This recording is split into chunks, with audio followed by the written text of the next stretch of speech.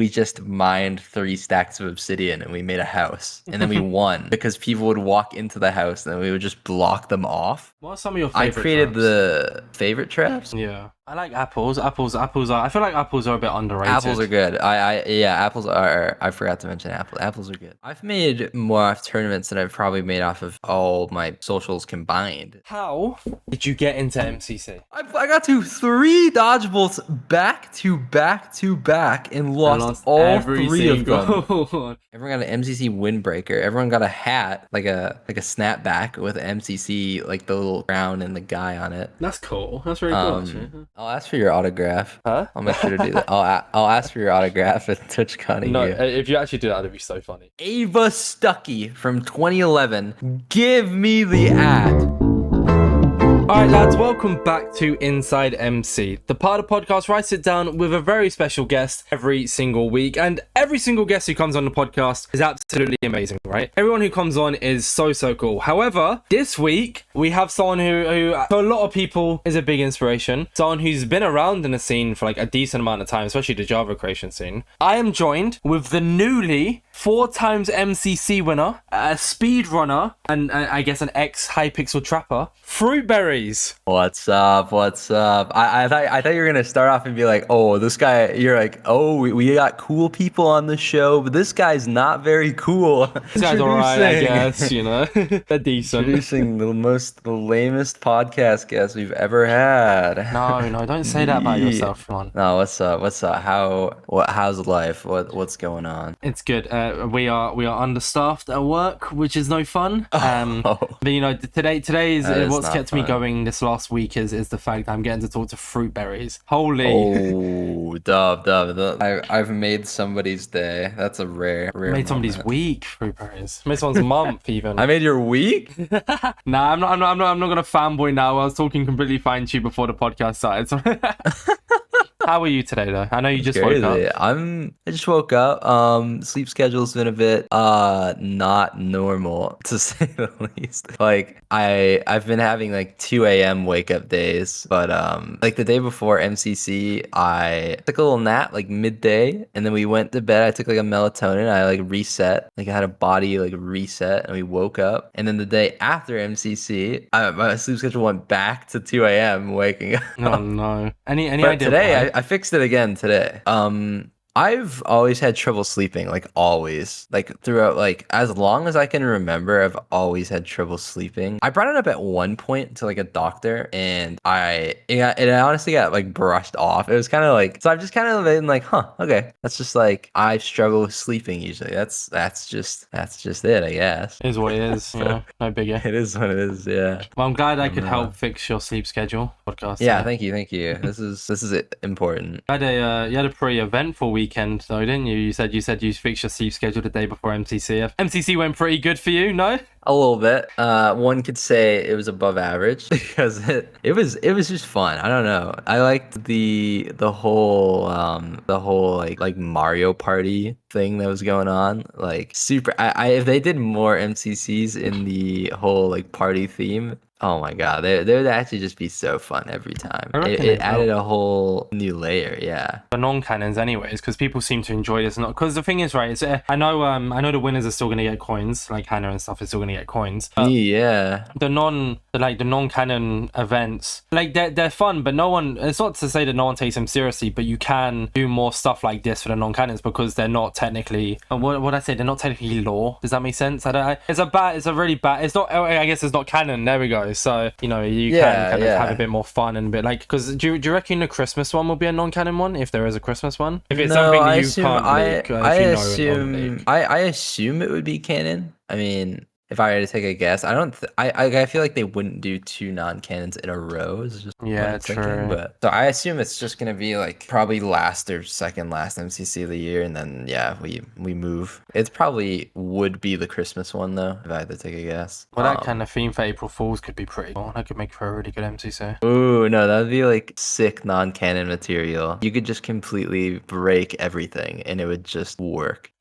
Like just make it as scuffed as possible, pretty much. You placed first individual by over 400 coins, give or take, and you that came was back surprising. 2-1 down in dodgeball. So that's pretty crazy. Is that the first? I'm sorry for not doing the research on this, but it's pretty hard to after so many MCCs. Is this the first ever? This isn't the first ever time you've placed first in an MCC, is it? In like individual or like Individual, the yeah, winning? No, I've placed first individual like probably like 4 or 5 times. By this amount, or Oh, by this amount? yeah, I Probably guess it's the not. highest. I've had some. This is probably the highest I've placed, like over second place. Maybe. I've no clue. If I had to take a guess, I think so. But it was a very like low coin MCC in general because typically at the end, like I feel like number one will be around like the 3,400 range, and then like 2, 3, 4 will be a bit closer to that. But I was like 3,200 coins. Number one is like quite low. Yeah. And I think it's because the game selection. Because when there's more solo games, I think it gives first place like that breakaway. Like you can basically up the everyone will have I think a higher average at the top if there's more solo. If there's more team games, then like there's just slightly overall like less coins in the total event. I think that's my theory. I think that makes sense. No, it makes sense because for instance, like survival games, if you get more kills and all your team dies and you survive longer, your points aren't split between your team; it's split only to you. It's a lot easier to get more points for you. Yeah. So, yeah, No, that's true. That's true. I mean, you normally pop off in Sky Battle, for example. I mean, look at your end of coins that you earn in Sky Battle because you just. Yeah. I mean, we'll get into talking about MCC later on, anyways, more so. But there's a lot to talk about with you today, Fruit. However, before I get into more questions, would you like to kind of introduce yourself as a whole? You know, we mentioned about MCC and I mentioned your name, but would you like to introduce yourself, who you are, what you do? Just a short little explanation of yourself before I get into asking you a bunch of questions. Yeah, I can do that. So yeah, I've started playing in like Java community in like I want to say I'm pretty sure the exact date was like December of 2010. Like that's a long time ago. There was at the time, I'm pretty sure you could play Minecraft just straight from the browser and you didn't even need an account, like a demo. No I think way. it was, or something like that. Yeah, I was like an absolute infant when I started playing. Because I remember I was in the 3rd grade. Like that's insane. The first time I've ever had I touched Minecraft or had an introduction to it was in the 3rd grade, which is ridiculous. It was literally just a classmate at school was just like, they had some artwork or something or some like merchandise or something that was Minecraft related. And I was like, what the hell is that? And they're like, I didn't say that, but it was like, they're like, it's Minecraft. And I was like, okay. And I like looked this up and I was like, I don't know why I downloaded it. I never really had like, this is another thing we'll probably end up talking about, but I never really had a good computer until like 2020. Like before then I was barely like early on I like could not push above 30 FPS until like 2017. I got like some like crappy office computer and then I was starting to hit that like 60 range, and that was chill. That was like playable. But early on, so yeah, I was like I was playing the game just freely for like a solid 2 years off of like various websites and like stuff because I never had my actual own account, and I still don't have my own account. In like 2012, it was my birthday at some point, and what was it? What am I trying to say? My friend, a school friend of mine, stopped playing the game just completely, and they gave me their account login information. Oh. And that's the account I still use to this day. No shot.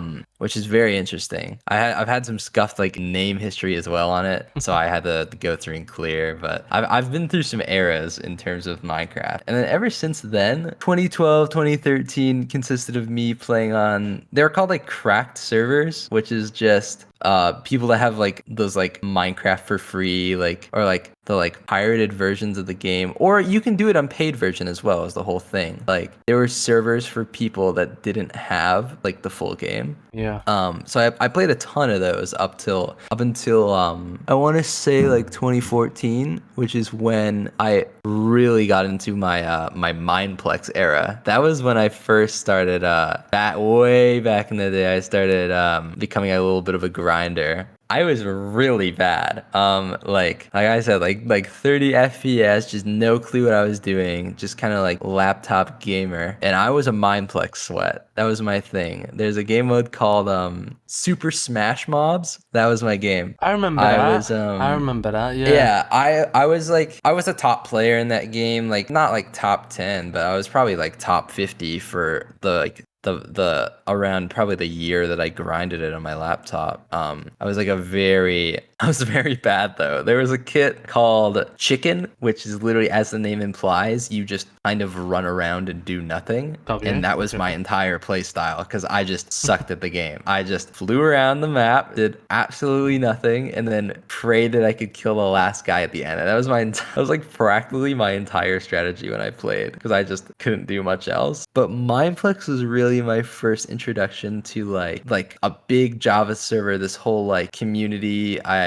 started watching all sorts of YouTubers, like all your OGs, like maybe like Ant Venom, like Captain Sparkles, like all those types of people. But Yeah. also more like exclusive Mindplex creators. Like there was I don't know if you know Parker Games, maybe. I feel like I'm familiar with the name, but I didn't ever watch them, if that makes sense. Yeah, they were like a super Mindplex OG, and I watched a ton of them, and I was like half of my inspiration to play was like because of them specifically. Like I was like a super binged as a child, and I like watched all their videos and stuff. But yeah, Mindplex, that was like for a solid like 2 years, like that was my grind. A year, 2 years. And then Hypixel became the new biggest server. Like Mindplex started off as the leader, and then Hypixel came out around like a similar time, but Mindplex always had more players until a while. Maybe like I don't know when it was, like 2015, 16, like Hypixel ended up overtaking, and then that's when I started playing like the very early UHC, like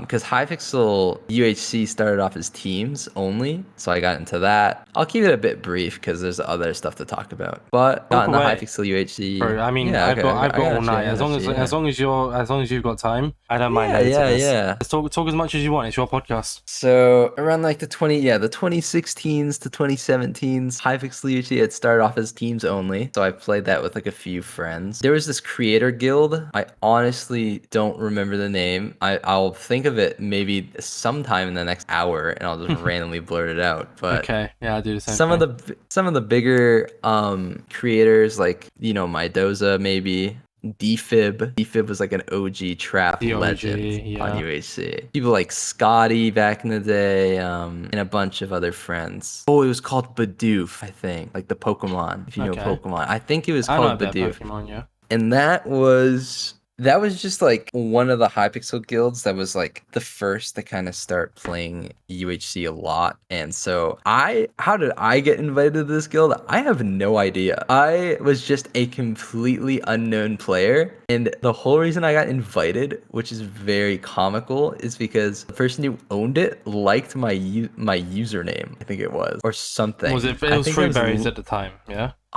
I don't I like actually it might have been Fruitberries, but if not, I actually don't remember. But the whole reason I got in is because they liked my username or skin. I actually don't remember, but it was one of those two things 100%. They just liked it, and I got an invite. And then once that happened, I started like I talked to a few people in there, but I was definitely more so doing my own thing. A few years gone, and in 2016 I uploaded my first like video that is still public on this channel, which is just a really really badly like ancient edited like Hypixel montage. Let me clicking on the video. 2016 July. Nice. I 7 years recorded this. ago. Yeah. That's what I mean by you've been around for so long. Is 7 years was your first ever video, and now you have 585,000 subscribers. Like, it's crazy. You know, it's crazy to look at. Yeah, Surely. I had some videos before this, like 100%. But they're old, privated. Like, I think we all like did. I don't Honestly. even have most of them. Yeah. Yeah, I think we all. But this is like we all have that. my first ever like video. Like 5 years ago, Fruitberries 500 subscriber trap montage. so what this video is really interesting is I actually had FPS for once in my life because I didn't record this video at my own home even.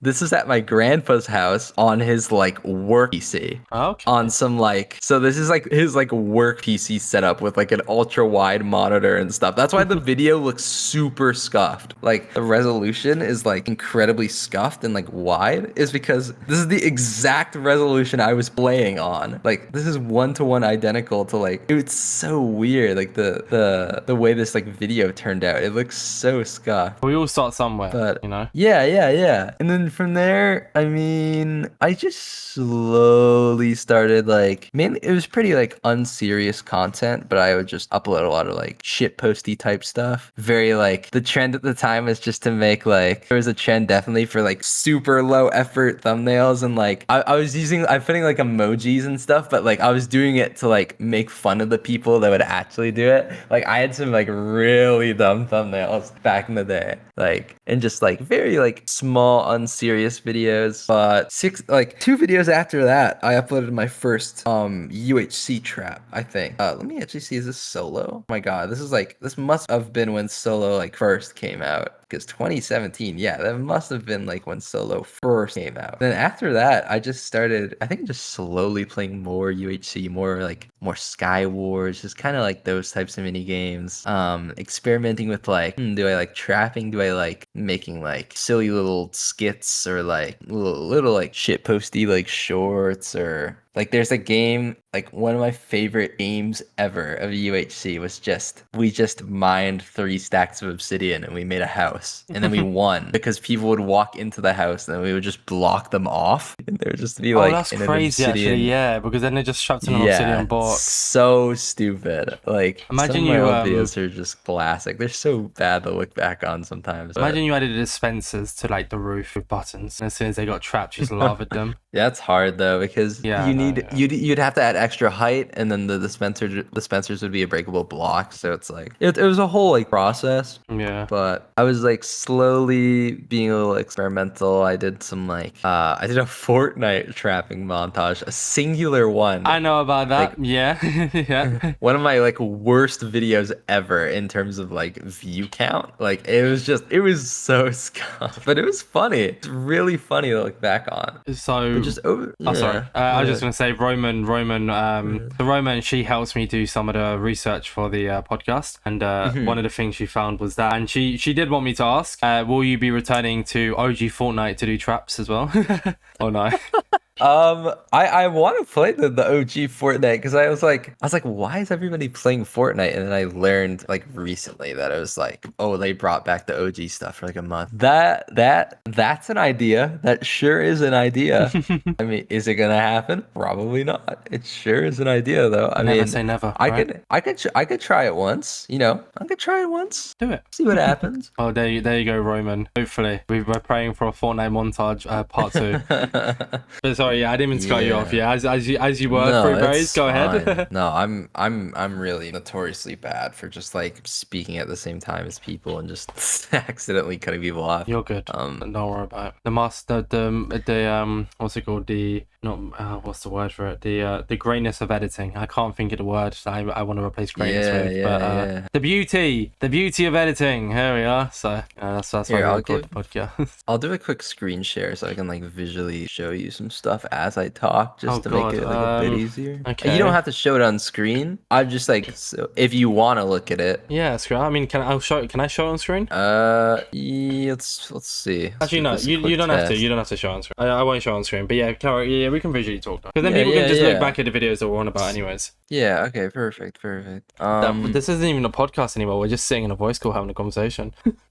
This is just like, I just found it a bit easier to like scroll through and look at stuff. Through talking about Fortnite, like this kind of like era, there was like around 5 years ago, I had no idea what I was doing, like literally no idea. I had some like slight pop off videos like 6 years ago, trapping at night UHC highlights. Like this was my first video to like ever get like, I want to say above like 1,000 views at the time it came out. I was like, oh my god. And this video just kept going going up for a while. And then everything else I uploaded was pretty stagnant in terms of views. Obviously now the numbers have like just kind of randomly shot up due to like nostalgia and like just people just like coming back on them later. But I had like a temple video that was very creative, like one of the first more creative traps on UHC, because there was very little people who trapped on UHC in the early days, and the people that did were very generic with it. It was mainly kind of like spleef traps with like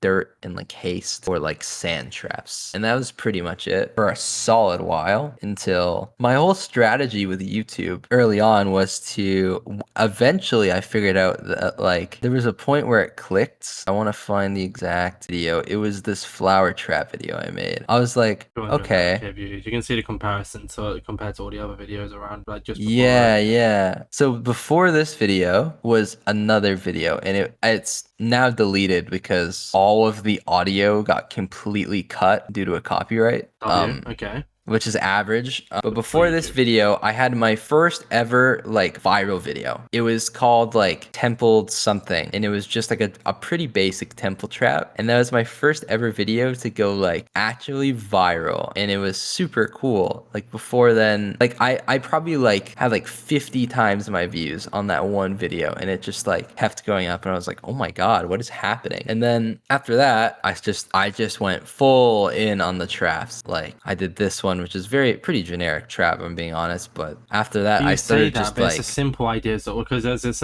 yeah. You might have heard of the name. There's this fellow on Bedrock Edition called Evident. He got quite big just from trapping content, but he did it on Bedrock Edition, how Sky was, and on there there's like a lot of bugs, a lot of stuff like that you could do, and like I'm pretty sure as far as I'm aware he was inspired by you, and as far as I'm not speaking on his behalf here, but he kind of did it more recently than you did your trapping videos, and it's and looking at his channel, it's the basic, very very simple ones that people love the most, like a flower trap, you know. This is classic. Like just putting a flower and then a sand and then breaking the dirt under the flower, and it would just like bug out and freeze in the air. Like that stuff was classic, and like very like not many people did even this back in the day. But like nowadays, like this is like probably one of the most common traps ever. If you were to like think of a trap in UHC, this is probably up there. Then I started just doing like, I just slowly started getting like kind of weird with it. Like there was this craft called the lumberjack axe. I had this video. It was one of my older videos, but I had to re-upload it due to, once again, copyright kind of just killing all audio and like destroying the video. But that was okay. They do that when you have a good video, don't they? Target. Yeah, it was like the music was like fine. Like I would use like a bunch of uncopyrighted music, and then it would get copyright claimed like years later. It's like, what? Why? Leave me alone. Leave my like 5-year video alone. But like this was very original. Like new craft came out, which allowed you to like insta break logs, and then you'd put it like gravel on top of the logs, and it would be a whole thing. And then this was also like very original. Like you make a sky base, but the trap isn't in the sky base, it's in front of the sky base. So you start running up the stairs, and then you hit a 180, and you just like pull a trap on someone, just like completely, like no one was doing that at the time. Like not a single soul was doing that. All about originality, right? Yeah, that was like kind of when I leaned into. So like this is like, I then uploaded like a village video, which was like there was no village. We kind of reconstructed like a house or two, and then just made a trap like in the middle of nowhere, and just made a trap. And then like jump traps that utilized like sugar cane, and then I started getting like learning redstone and stuff, and it got better and better from that as well. But then I had another little bit of thing I was known for, which is becoming a bit of a filthy cheater, exploiter. And I came up with a bunch of cool little glitches that were super good content. Like this video I'm just hovering over right now. You weren't able to place blocks in deathmatch for a while, but then like the day they added it, or like a few days after they added it, I was like, because they like disappear on a cooldown. Like you place a block and it disappears after like 10 seconds. So I was like, okay, let me make these blocks stay somehow. It's like obsidian didn't work. They thought of that. Okay, what about redstone? And so the whole game you just spend getting redstone, you get like a bunch of pistons blocks, and you just like make a tunnel out of like using pistons. Like you push blocks in the shape of the tunnel, and then you lure someone in, you block them off, and then you close off the entrance with more pistons, and then they're just perma stuck and they lose the game instantly. Stuff like that. Like That's cruel. and then That's so cruel. This it's was all so 4 years cruel. ago. This is like, it Yeah, feels so yeah. long ago, you know? That, like 4 years isn't really recent anymore at all. No, Like it is, no, but it and isn't. then it's like it's crazy. I had Thoughts stuff on like fake Hightail? spleef trap. Yeah, thoughts on Hightail. Rare Hightail mention. 4 Hightail years is ago. like, Oh my days. yeah, Hightail. Where's Hightail? Like, come I mean, we have something else better that on. starts with a H, which we'll talk about your addiction to it a little bit later on. Oh. True, true. We're going through the big history, Dan. We started 4 years ago, so I think it'll be a few hours before we Yeah. get to. No, I'll start spinning it up. We got No, some no, like, you're fine. Once again, you are. yeah, I'm enjoying yeah. listening to it, and I'm sure everyone else. If I'm enjoying listening to it, I'm sure everyone else will enjoy listening to it as well. So carry on as you are. So there's like stuff like this fake leaf trap. Like you'd make a trap that's useless, and then you would go down, and then on the bottom of that trap there's the real trap. And then this was just like door trap, which is you just jump over a hole and then 180 and spam doors, and they just, because they're like 2 blocks tall, so they just like fall in. And what other types of stuff? What are some of your I favorite created traps? the favorite traps. Yeah. I think my favorite traps would be, oh my god, there's one. Like the obsidian box, I think is one of my favorites of all time because it's just so silly. There was time I trapped someone before PvP, which was like, I can't name a time anyone's ever done that. Like not like obsidian trap, but like actually trap them. I just throw stuff on the ground. They would go to pick it up, and I would just spleef them before PvP and just kill them, which is like crazy hard to do. It took me like 25 games to do that. Do you think that because like you were one of the OGs and one of the first people to start trapping, that was easier? Because like at a time when no one's really familiar with the idea, it makes it a lot easier to trap people. But nowadays, like once again referring back to Bedrock Edition, when at first when nobody knew about it, it was so easy to get trapped because nobody was expecting it. But then after like a good year, everybody was trying to trap. So you just went into games expecting to for someone, and it was the case. Every single game you went into, somebody was trying to trap somebody. So do you think it started off quite easy because no one was really aware of it? I think yes and no. I think it started off easy, and then as time went on, obviously more people became aware of traps. As we'll talk about in a minute, is or not a minute, but like other servers, like if you in other game modes like Hoplite, which we'll probably talk about Hoplite at some point. Like it's insane how easy it is to trap on there. It's like it's a new game, but it's literally just UHC again. It's like it's a brand new game. It's full of people who don't know what they're like who don't know what to expect. It's like it's a new generation from 4 years ago. Yeah. It's literally like a new generation of players. So it's like 2016 all over again in terms of like trapping people, which is crazy to think about. Can we expect to come back to UHC trapping videos? Like I thought about it. I might do like at least one video. You have to. People do say that I have to. We'll figure it out. I do want to do something like that of the sense. So I'll keep you posted. Make for a good stream. Could do it on stream and then turn it into a video maybe. No. Streaming trapping is like I have experience with streaming trapping, and it's like a disaster. Never mind. That's a bad idea. I'm sorry. Well, you could take a guess why, and it's because of stream snipers. Yeah. You build the trap, they'll obviously know where you're building it because they can watch your stream, and then they'll come grief it like on purpose, like every game. So yeah, it's just trapping is not really a stream thing, unfortunately. Like in some degrees it is, but in UHC, no, not at all. Not, it's so bad. But you can kind of see like visually, like I kind of came up with a little thumbnail style. It's kind of scuffed. It's kind of bad, but it was something. Started doing all sorts of like weird stuff, like painting traps, and I came up with the OG tree trap which is basically you would just take 2 trees and you would make a jump trap like in between them. Like I was the first person to start doing that, and I was also the first person. There was something called the forge trap. I don't know if I have the video on my channel still. I might have unlisted it. Yeah, I unlisted the OG video, but there's a craft where basically it was like an auto smelting furnace, and you would put stuff in it and it would smelt. But it had like a weird property where the furnace had some like basically an invisible armor stand to basically create this like a name tag above it, so you could tell it was a forge and not just a regular furnace. And you could use that invisible armor stand to just like if you place the furnace directly above someone, like on the exact block above them, they can't play the game. Like they can't get out. They're just actually perma stuck and can't heal. They can't even heal. They can't break blocks. They can't heal. The only thing they can do is like /hub, rejoin the game, try to like glitch out. But it was over. And so the whole thing is there was a meta for a while where people would just spam that before PvP. They would just run up to these unsuspecting players and just put forges above them, and they're just unable to play the game, and then they just kill them. And I started making traps where it was like, a crafting table would start suffocating you, and then while you're suffocating, you put the forge above them, so they're just infinitely suffocating and they can't heal. So like crazy stuff. Did you ever get in trouble any of these traps, or like for the bug abusing? No.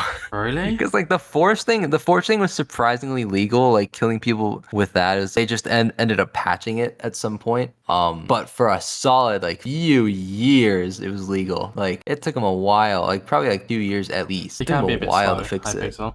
Oh yeah, definitely. When it comes to UHC, they can be slow for sure. But yeah, I basically just started going on like a year spree of just making kind of unique type traps, and then after that, after like a solid year to 2 years of just like trapping, I started moving on to like general like funny moment, like rolling, like montagey type stuff, like this video, which oh my god, like this video went crazy. Was Techno actually in that video, or is he from now? It's the guy with the Technoblade skin. Okay, cool. So there's actually a Technoblade skin. I was like, if there's a guy with the Technoblade skin in the game, surely I can put him in the thumbnail. By the way, for the viewers, especially if you're listening on Spotify, insane Minecraft bro title. Moments. Great, if you search up Fruitberries Minecraft bro moments, it has 17 million views. Quite a bit, quite a bit of views. A little silly. But then is when I started slowly like moving into more like general, like kind of like, I don't know what to call it, maybe like skill based like montages, not necessarily like full on trap, but like trying to be good at a specific thing. For example, like the parkour gauntlets. Like that's when I started getting into like block lacing, and I'm like, okay, I think I'm pretty good at this. I want to try to make just like an entertaining like viral video out of it and see if I can manage that. You're gonna have to say the titles of the videos before you speak about them, so that people know. 3 years ago, Minecraft parkour gauntlet. That was me trying something new. I was kind of like scared to move in this direction. But even before that, I did this video called Minecraft but fast, which also did very well. And it's literally just like montagey, just like fast like gameplay, just kind of like very like on purposefully like flashy gameplay, just like doing everything like super fast and optimally. And yeah, so I started the whole parkour gauntlet thing, which became like surprisingly, I didn't expect it to, but it became like a little bit of a trend. Like people started making their own parkour gauntlets and stuff, and it was really cool to see that like a silly little video I made could do that. And then and then around this time I got invited to MCC, and then I made a few videos on it, but I started doing more parkour gauntlet stuff, some like rare manhunt video. I was like, let's try this. And then I also started doing challenges, like, can you win a Hypixel UHC while only bowing enemies? I beat every game on Hypixel in it took like 2 days, and it was awful. Because there was a lot of cheaters in certain game modes, and it's really silly. And then I started speedrunning like more publicly. I got a world record in a category that's just not very run. It's a cool category nonetheless, called Stack of Lime Wool. Damn, that is very coincidental considering your whole persona is lime, right? Yeah. Why that specific wool, huh? No, for some reason it's just that's the there's no stack of any other wool category. It's just on the leaderboard, it's just lime wool. And you have it. Yeah, I had it. I had the record for a while. It's pretty outdated now. I think someone beat it by like 15 seconds, but it was fun. Eventually, I got bored of the whole parkour gauntlet thing because I go through phases, and it's part of the reason I don't really upload on YouTube right now is because when I rehash like video ideas over and over, I personally feel a sense of like, I don't like this. I don't like doing this. I would rather just find something different to do, or just I personally feel better doing nothing at all. I've just never been the type to consistently upload a series because a lot of the time I feel like I could be making better content, and it feels just, this is just like a personal thing for me. It feels like if I were to do like, for example, like 4 parkour gauntlets, there's a point after the 4th I'm like, yeah, I could upload another like 7, like people keep asking for them, but like I just don't feel much from it. Like there's not a whole lot of personal enjoyment anymore. Like at the Also, it time, gets a bit consistent, and like yeah. it's one of the reasons I stopped command block tutorials was like as much as I was doing a different command every single time, it just got consistent of the same idea, and that's why I really enjoy the podcast because like same idea, but I'm hearing a different story every week. I'm talking to a different person, so it's not consistent in that. So it's just consistent in the idea of a podcast. Yeah, yeah. And then that's kind of been it. I've been very stagnant on YouTube otherwise, and I've like full focused all my attention into streaming and just event gameplay and like tournaments and stuff, and like trying to like become a better player, and like also just trying to be like entertaining on stream and like make good content at the end of the day. Yeah, that's currently where I am in terms of internet content. Well, after that really short introduction of about 35 minutes, Fruitberries, thank you. No, it's actually That was still the introduction. Oh god. that was still the introduction. Oh, okay. That was actually really interesting, though, to hear about like your whole kind of beginning story. Yeah. Obviously, I have a lot of questions to kind of stem from it. Go for it. From the very start. But it was kind of nice because normally people, when they come on a podcast, like a lot of people kind of just leave it to the questions and then kind of build stories on that. Whereas you kind of just jumped into it, which wasn't a bad thing at all. Like it was actually really cool. Not having to kind of ask too much, and you kind of just tell the story yourself. It was nice I to like hear. going on little like tangents and like I like going into like the little niche, like the part of the story that like no one will hear if I didn't say anything. Like very little people would have knew like that all the exact stuff that I said besides me. And so I think it was just nice to talk about it somewhere. Have you talked about like, this the before progression. anywhere, like on stream or anything, or is this like Very, very little. To like a degree, I've talked about like parts of it, like segments of it, but not like that. No, I haven't really like went on a full tangent about it. That's why the podcast is nice, because now this is on the internet of just if anyone wants to hear anything, you can just direct them here to like listen to it. Don't have to go into it again either. Yeah. So a few questions to stem from this, and kind of just questions I had lined up anyways. And once again, if it takes you on tangents to answer this, please once again do not worry. Okay, I enjoy I love editing the podcast, so I like make this podcast as long as you want. Okay, and it'll be fine. I don't mind uploading a 4-hour long podcast. Is the point I'm trying to get at here. So the first one is, you mentioned how this Minecraft account isn't yours. That's pretty crazy. So I'm guessing so the email is linked to. Do you have access to that email? I was able to do an email transfer. It's fully owned my account now. It wasn't originally yours. No, not at all. Not for a long time.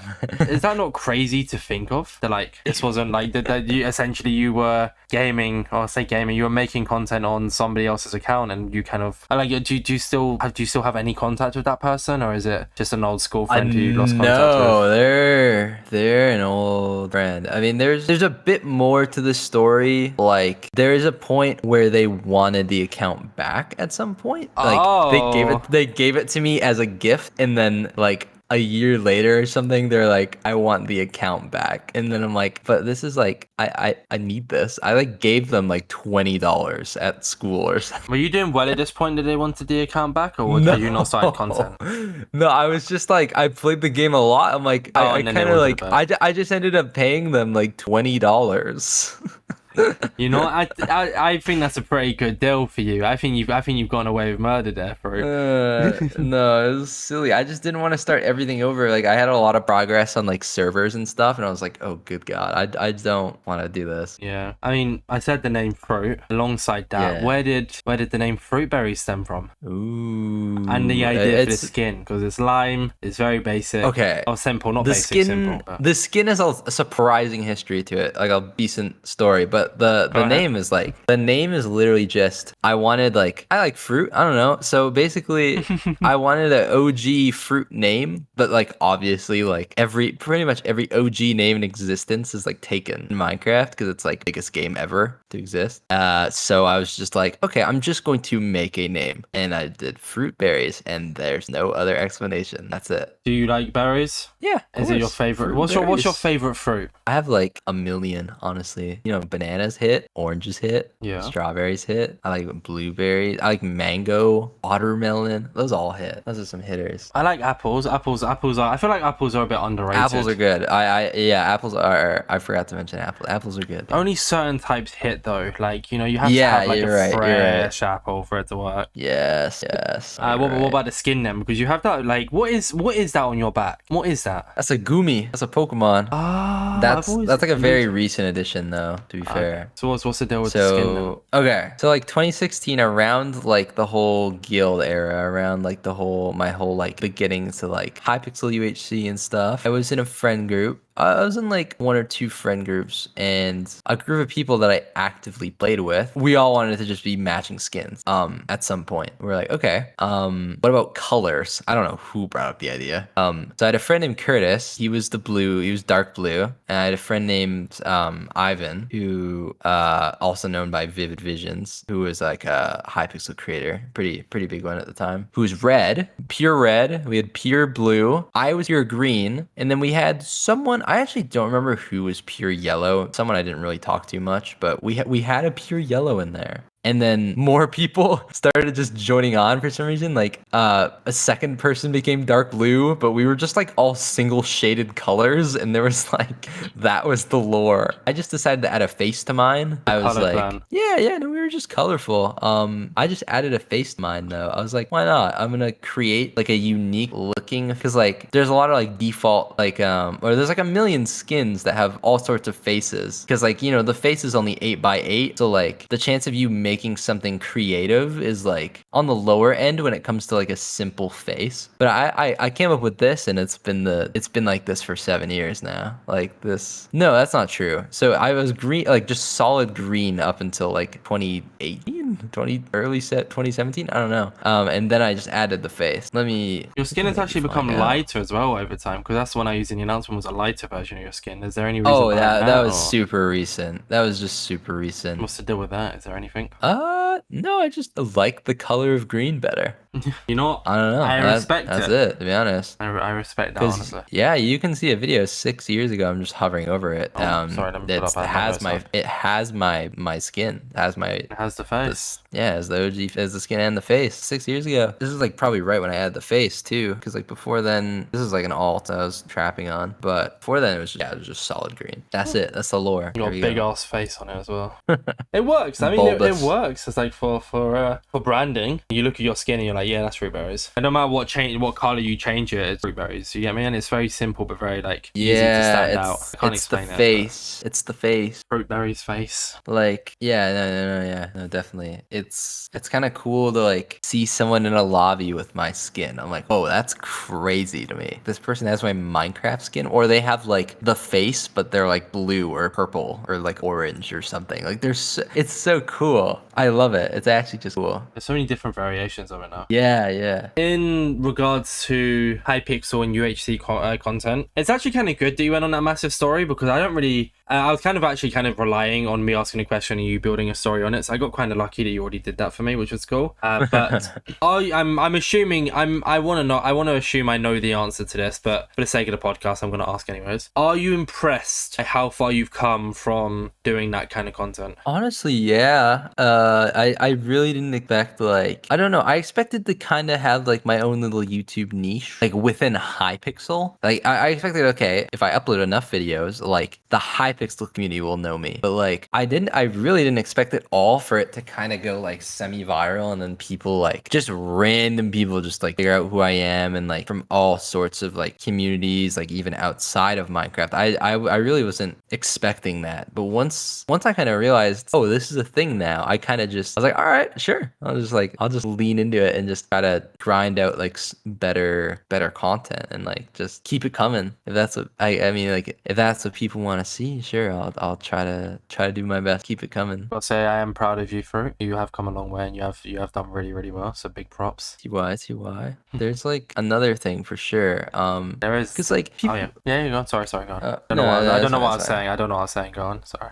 I was about to just waffle, but there is a topic that I have for later. But carry on what you're saying now. It's this whole thing. I was just gonna like people say that I could like people want me to upload YouTube like obviously because I haven't uploaded in like 10 months, but like people just I don't know, I kind of feel like there is missed potential on my like currently like in my current day. Like I could be uploading all sorts of stuff, and I feel like I'm missing out on a few different avenues of like content, but I'm honestly okay with that. Like I think like ultimately it's up to me what I want to do currently, and currently that for the past like 2 years it's been primarily streaming and just trying to make a different name for myself. But when the time is right, I wanna whenever that is for me, because I don't have a like definitive time, I wanna get back into like the YouTube stuff too, because it's cool. Yeah, I somewhat agree. But like, it's kind of the same with me. I feel there's a lot of missed potential in streaming on me personally, because I was doing quite well and I could do it, but you know, it's you got to be passionate about it, and I'm sure it will come back to a point where you get passionate about content. I know it will come back to a point where I get passionate about streaming again, but I don't right now. Like the podcast is doing really well. I mean, I'm sitting down talking to you right now. I'd see that as a bit of a win. I'd take that as a win. So like, you know, I'm passionate about the podcast, and I feel like that's very much proven. And so I'm putting all my attention towards the podcast, and it's working clearly. And I feel like it's just you've got to put efforts where effort should be put. For instance, right now streaming is doing well for you.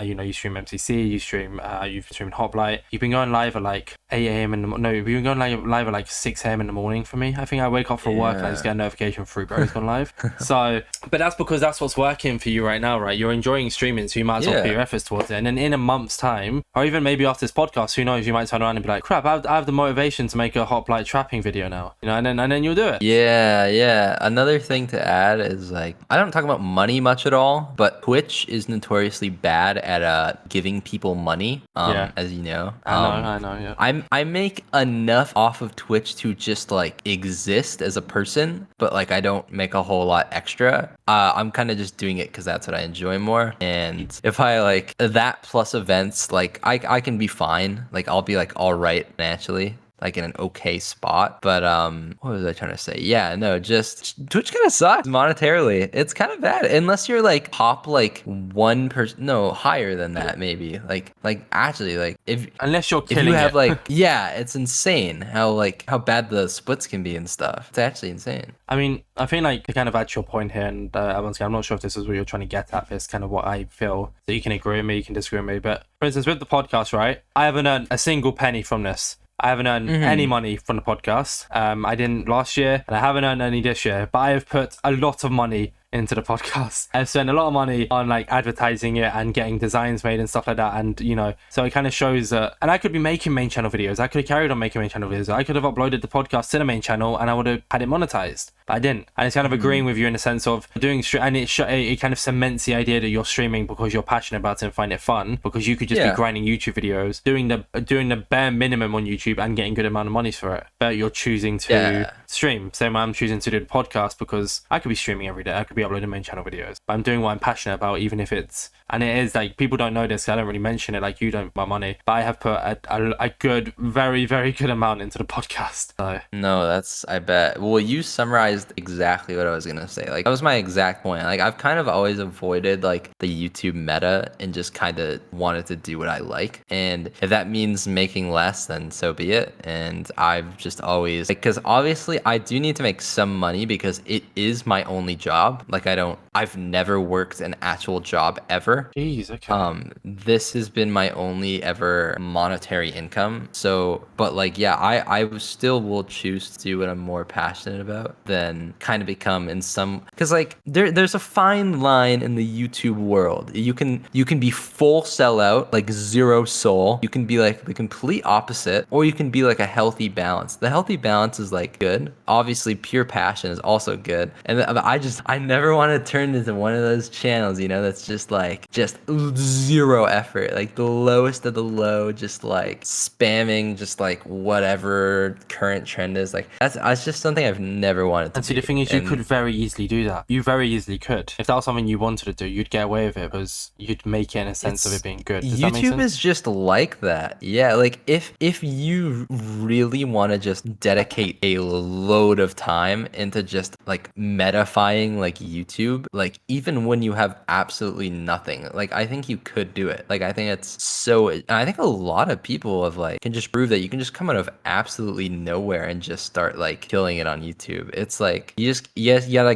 be smart. You gotta come in with the right approach and like, but there's like two avenues. There's like the dark path of like, yeah, like I said, just kind of like the super no effort. But then there's people that like it's a mix, you know, like you're uploading stuff that will get you clicks, but you're putting your personality into it. And I think like those are the people I respect. Like those are super, like I respect the people that are like doing the other stuff as well. But it's like, would I ever like? I would never like watch it or like recommend it to anyone. Like I couldn't imagine like taking some like I think you can like understand what kind of videos I'm Yeah, talking no, about. I know. Just the Yeah, yeah, kids yeah. videos that aren't kids videos is Yeah, a good yeah, one. just that type of stuff. Like, oh, it's like, It's horrible. Yeah. it's so everywhere, and it's just so like they know what they're doing. The people that make that stuff, they know what's up, But and it's just yeah. it worked. To continue that kind of idea in regards to trapping content, how comes it kind of slowed down a little bit? Was that just because you moved away from Hypixel? Was like, I think you might have touched on it in the big section there, but to put it into one here in case I turn this into a highlight. Yeah. What was the reason for you stepping away from trapping? Okay, so the main reason, let's start with just why I started trapping in the first place, and it's Okay. because I wasn't very good.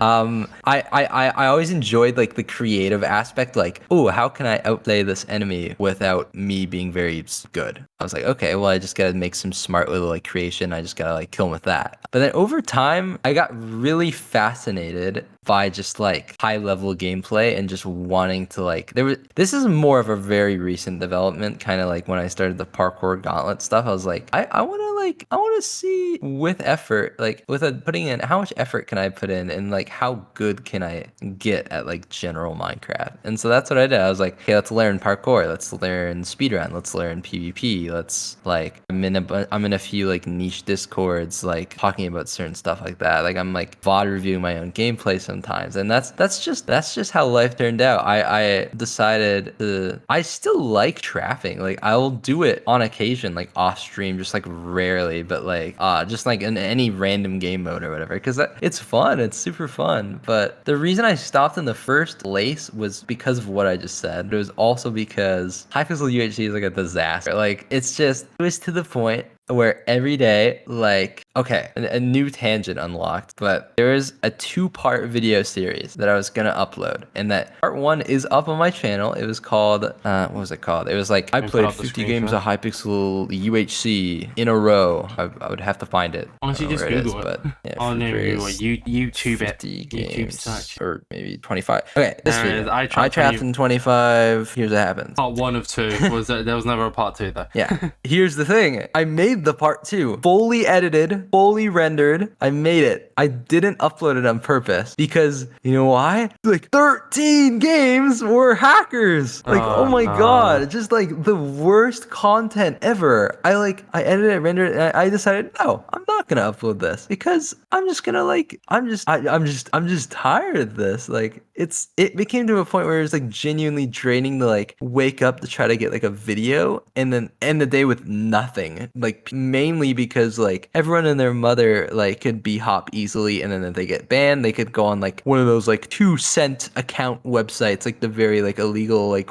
those types of like websites. Just let's just buy a list of 100 accounts and then let's rejoin and let's just hack again. Like it was just their punishment system is very lax when it should have been a lot more strict in UHC, and just it was just so easy. Their anti-cheat has been notoriously like easy to bypass. Like they don't keep up with the new hack clients, so like every time a new hack client comes out, they're very behind. As when other servers, they have very good like detection. Like the average other server, their detection is just like so much stronger, and like things actually happen when you like send in reports, because like you would send in a report and it would take, and just nothing would happen sometimes. Like even if you have like very solid evidence, just like they were just not on top of their game in regards to hacker problem. And those those two reasons are why I've like stepped away a bit. That answered the question really well, actually. Yeah, there you go. It kind of leads into a Twitter question. I guess I'll ask it now just because it's on topic, and it was from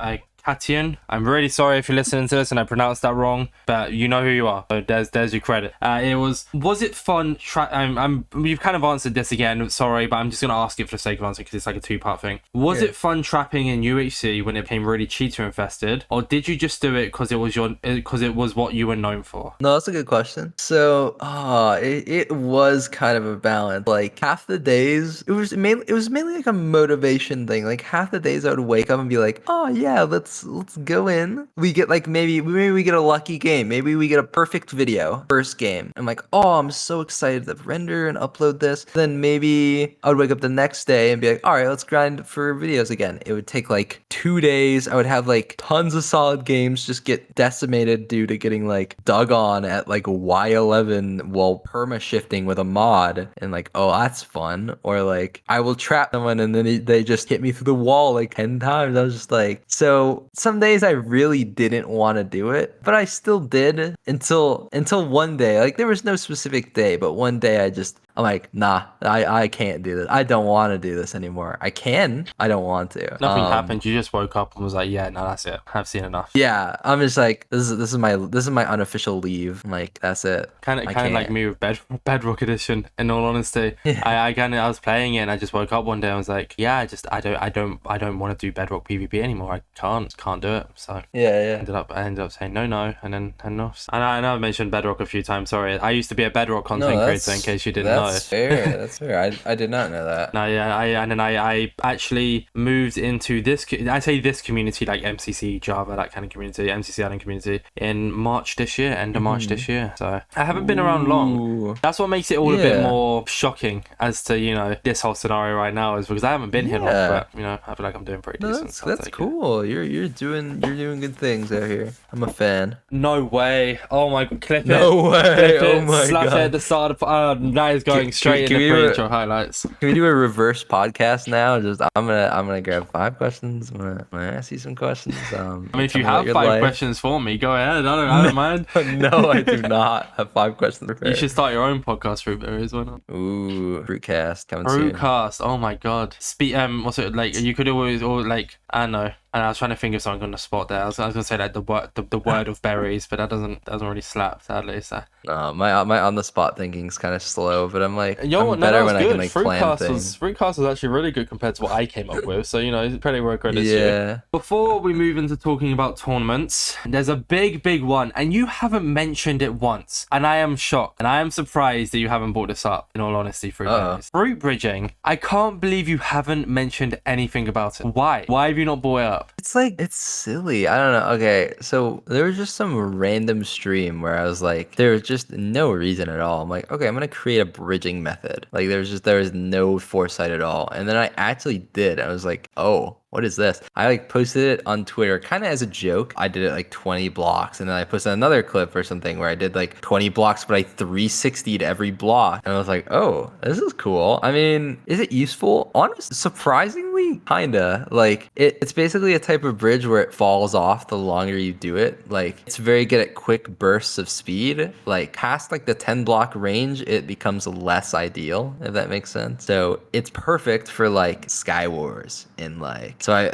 that's what I did. I made a Sky Wars montage where I only did that, and it was super cool. I didn't expect it to become like that arguably maybe became more popular than the parkour gauntlet stuff. Like people just started doing it and like making like their own, because like it was kind of cool. I never like written any rules like, okay, here's how you do the bridge. People just kind of like, there was like millions of different like, there was like a few different like tutorials where like people would try to figure out, ooh, how do I do it? Or here's the 100% correct way to do it, or do it like this guy, and then people would make their own montages. But I don't know, I never think of it much besides like, I don't know, it's just never really on my mind that much. At this point, it's just kind of like oh yeah, I can do that, I guess. But it's just, I don't know. It's not at the top of my thought. It's also just when a bit it of a comes to funny like bridge. things I'm known for. You know. It's silly. It's a silly, goofy bridge, you know. Yes. I'm just surprised. I mean, like, I know, like, I mean, that's actually so it's funny that you say that's not at the top of your list, because that's actually how I was introduced to you,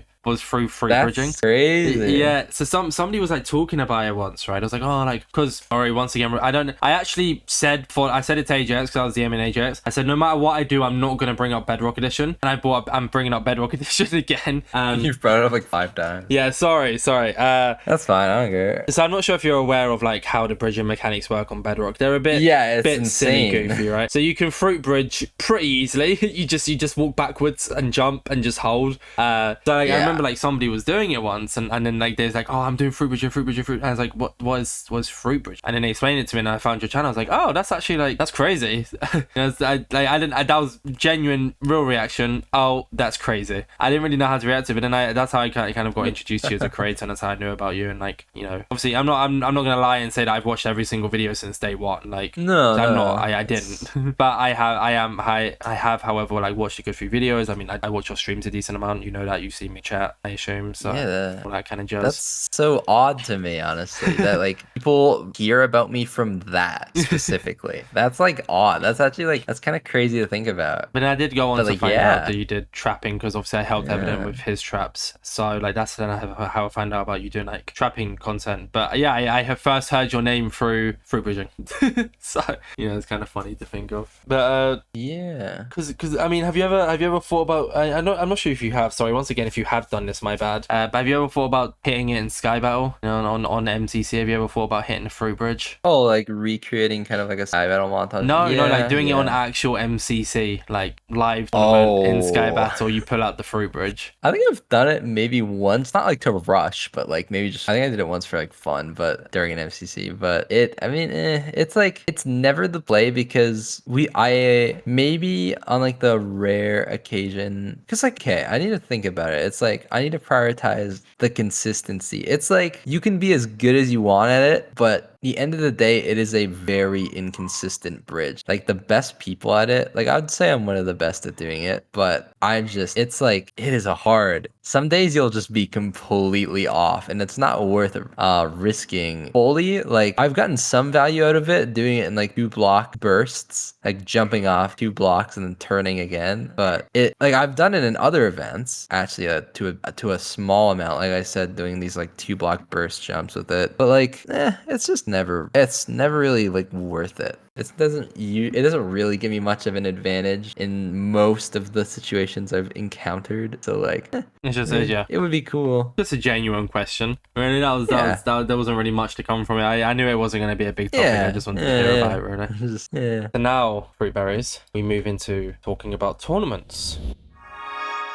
We're going to kind of generalize this as a whole. I think the main one is probably going to be about MCC, because we mentioned it a good amount, so I wouldn't be surprised if it becomes the main thing. However, looking on esportsearnings.com, and I know once again you don't really want to speak about money, sorry, but I brought it up on the Feinberg podcast, so I wanted to bring it up on this one as well. No, yeah, go for it. You have earned $32,000 from esports, and I know that website tracks absolutely anything. You could win $5 from an InsideMC tournament and it track it as an esports. However, 32,000. You've played in a good amount of tournaments. You've won or done well in a good amount of tournaments. What are some of the ones that you'd? I'm gonna. Do you know how at the start of the podcast, when like you did the intro, you kind of just went on a big just talking about UHC video, like, or just completely on your own. I'm more than happy if you want to do this again, just about tournaments, because I've done a bit of research on the tournaments, but I'd much rather if you just wanted to go into like a big thing of just talking away about yourself. That works for me perfectly. If you're happy to. Yeah. So I'm down to talk about it a good amount. Like, I've made more off tournaments than I've probably made off of all my socials combined. Like, because if you win, they pay, a lot of them. Once, I think my first ever, like, quote unquote, like your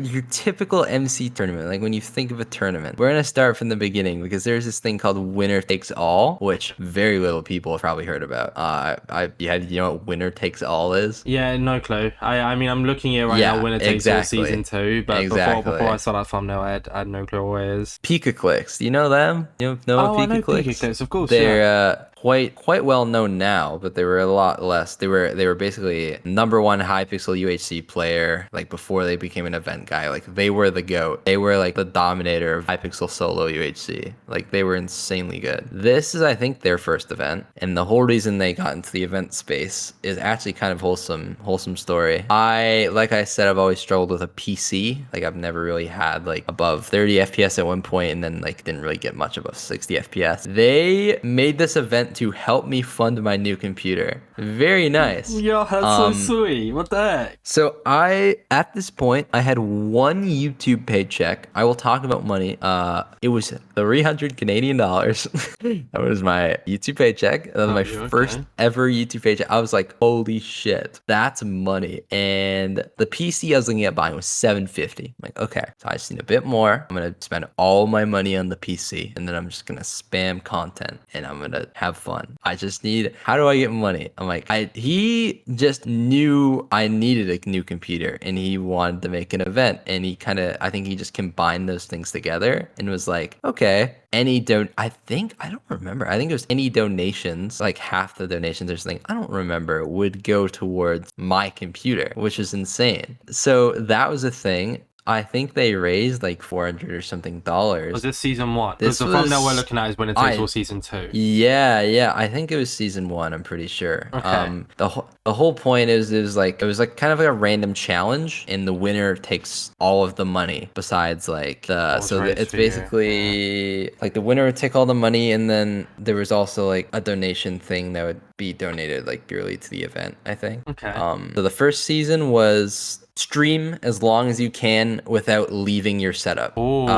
Besides bathroom breaks. And besides like short food breaks. So just without no sleep. Yeah, nothing. And the winner was like, I think over a day. Calvin, I don't know if you know Calvin. Calvin, yes, I believe I do. Yeah, I should know Calvin. Yeah, they were the winner of that, which is pretty cool. This is like super OG. This is like probably the first ever event I played. I did pretty well. I think I had to leave or something. But like I think I lasted like a solid like 12-13 hours. Okay. I was happy with that. So that was an event.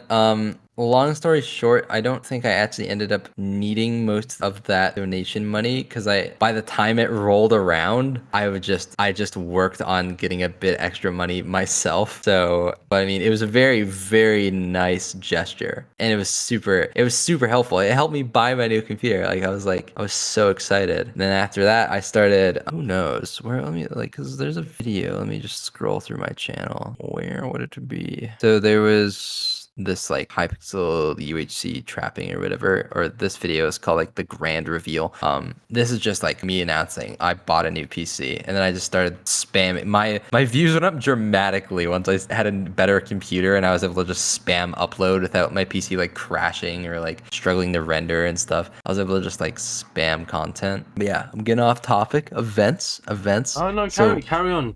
Fruit, bro. No, I talk as much as you want. No, I ended it off on purpose. I was like, okay, all right. We'll roll back. We'll roll back a bit. There's that. There's season 2. A lot of the seasons kind of like I don't remember much about this event. This is kind of like an ancient memory. Besides that part, and besides like the first like 2 seasons, I don't really remember anything else. There was this little event called Minecraft Saturdays, which was most definitely a direct rip off of Minecraft Monday, but it was like fun. It was another Pika-Clicks event. He was trying to like capitalize off of the Minecraft Monday success when like all the drama was happening, and there was like someone hacked into the server and stuff. Like he was basically trying to make a better he was trying to make a better Minecraft Monday, and it was honestly like it was very good mini games. I got the team with Seth Bling, which was crazy. So cool. You were talking earlier about like childhood like YouTubers, and turn around and be like, this is one of my main inspirations. This guy was awesome. We got second place. We won 1,500 each. Me and Seth Bling, we went crazy. But that's something you can turn around and be like, I just came second in a tournament with Seth Bling. Don't mind me. And it's alright, I guess. And that's got like a good amount of people. And like I've just seen like the tablets. Like I see Pizza Hut is one of the ones stand out there. Yeah. There's a bunch of big creators. I can try to. It was at the start there. It was at the start you had it. Maybe just slack it on 2 times for a moment, and then we can just carry on talking while we look for it. Yeah. Great podcast. Everyone can definitely see this. No, but we'll have some some audio aid once we figure out what's happening. Fruitberries But is just yeah, running this around, I event, guess. this event's awesome. It's coming up, I think. Tons of like OGs and tons of I mean, new Jerome people. you see Yeah, Jerome, yeah. Beat solos, solos, There's- which is JoJo solos. Like Connor Eats Pants, Ludwig. Like this is a surprisingly big event Wisp, for it Skeppy, just coming. Grazer, the best ginger. Yeah, it Oh just my came out of God. nowhere. Like but like Noah Pikacooks had like the reputation of like making these good events, so like a bunch of people wanted to play. And it's Sneak Snag teamed. Yeah, so the teams are pretty random. Like there was a balancing system somewhat, but there is definitely some outlier teams. But it was pretty well balanced. Me and Sithling came second. That was crazy. But this is my first ever like tournament win. Oh wait, no, this is how it was. 1,000. We both got 1,000, and we both donated 500 to a charity of our choosing, which is super cool. I think I donated mine to a local food bank. Oh, that's sweet. But yeah, that was like my first ever like tournament win. And then after that, I was like, I just kind of became the tournament guy. Like I just wanted to network with as many people as I could and like play. There was definitely a point where I wanted to just play every tournament I could. I guess I'm gonna pull this website up so I can see the sources because I want to refresh my memory a You little actually bit see, with this. I didn't know I never really click on the name. I just see Fruitberries 32 grand. I'm like, ooh, lots of money. Oh no, it shows here. Oh yeah, Twitch Rivals Minecraft Bingo Challenge, Minecraft Lockout. This is crazy. Twitch Rivals Minecraft Bingo again.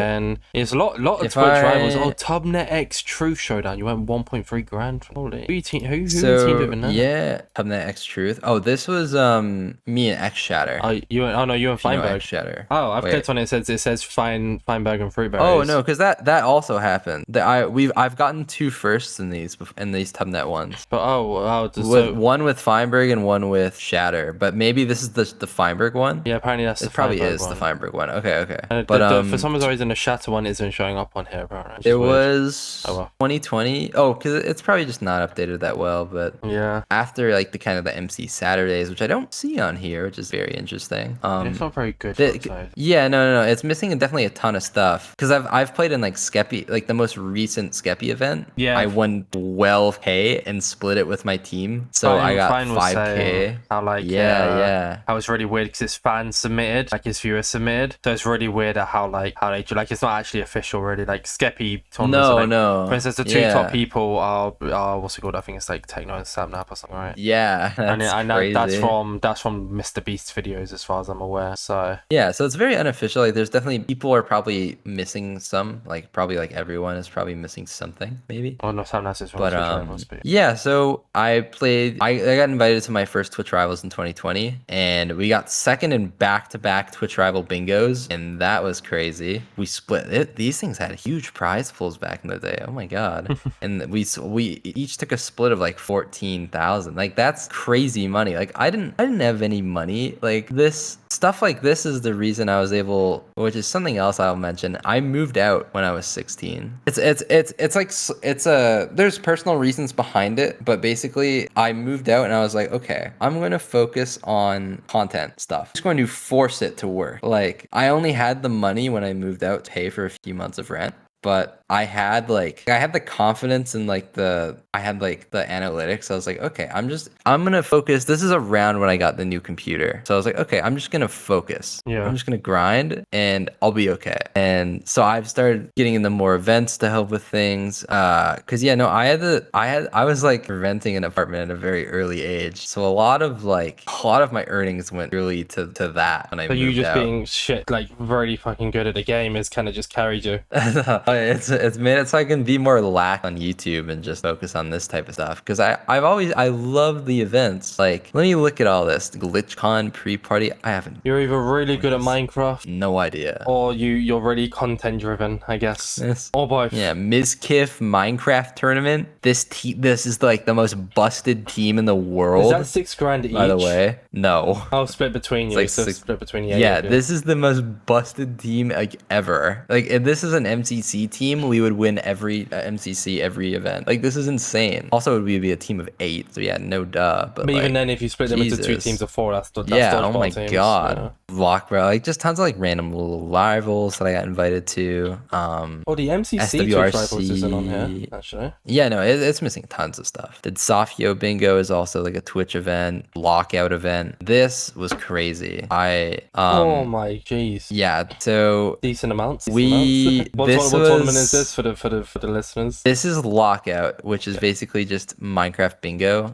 but with PvP and teams of 2. We got sent to losers bracket immediately, first match of the tournament, and we won 5 in a row to get to grand finals. Okay. And then we just narrowly lost in the finals by 1 game. So we went on like a comeback run, and we popped off. HBG cooked, man. HBG cooked. Yeah, so HBG. hard. We're kind of cooking. Anything that involves speedrunning, we kind of cook. Anything that involves tournaments, man. Yeah, you guys just crack you guys crack any tournament. It's crazy. Speedrun Showdown, like Butch Rivals, SWRC is like IRL speedrunning stuff that I went to. How did you? I guess what we're Butch talking about Rivals speedrunning. IRL. How did you get into like HBG, for example? Because obviously HBG is like a speedrunning group, and I know you're a speedrunner, but I don't know. It's not really what you're known for, is it? Like you're known for speedrunning, really. but it's not really your whole. Like, I feel like HBG for a time was very predominantly like speedrun, and they've become like they've invited like speedrunners who aren't predominantly speedrunners, which isn't a bad thing. Like, of course, it's completely fine. I guess like you're a prime example of someone who's in HBG, but you're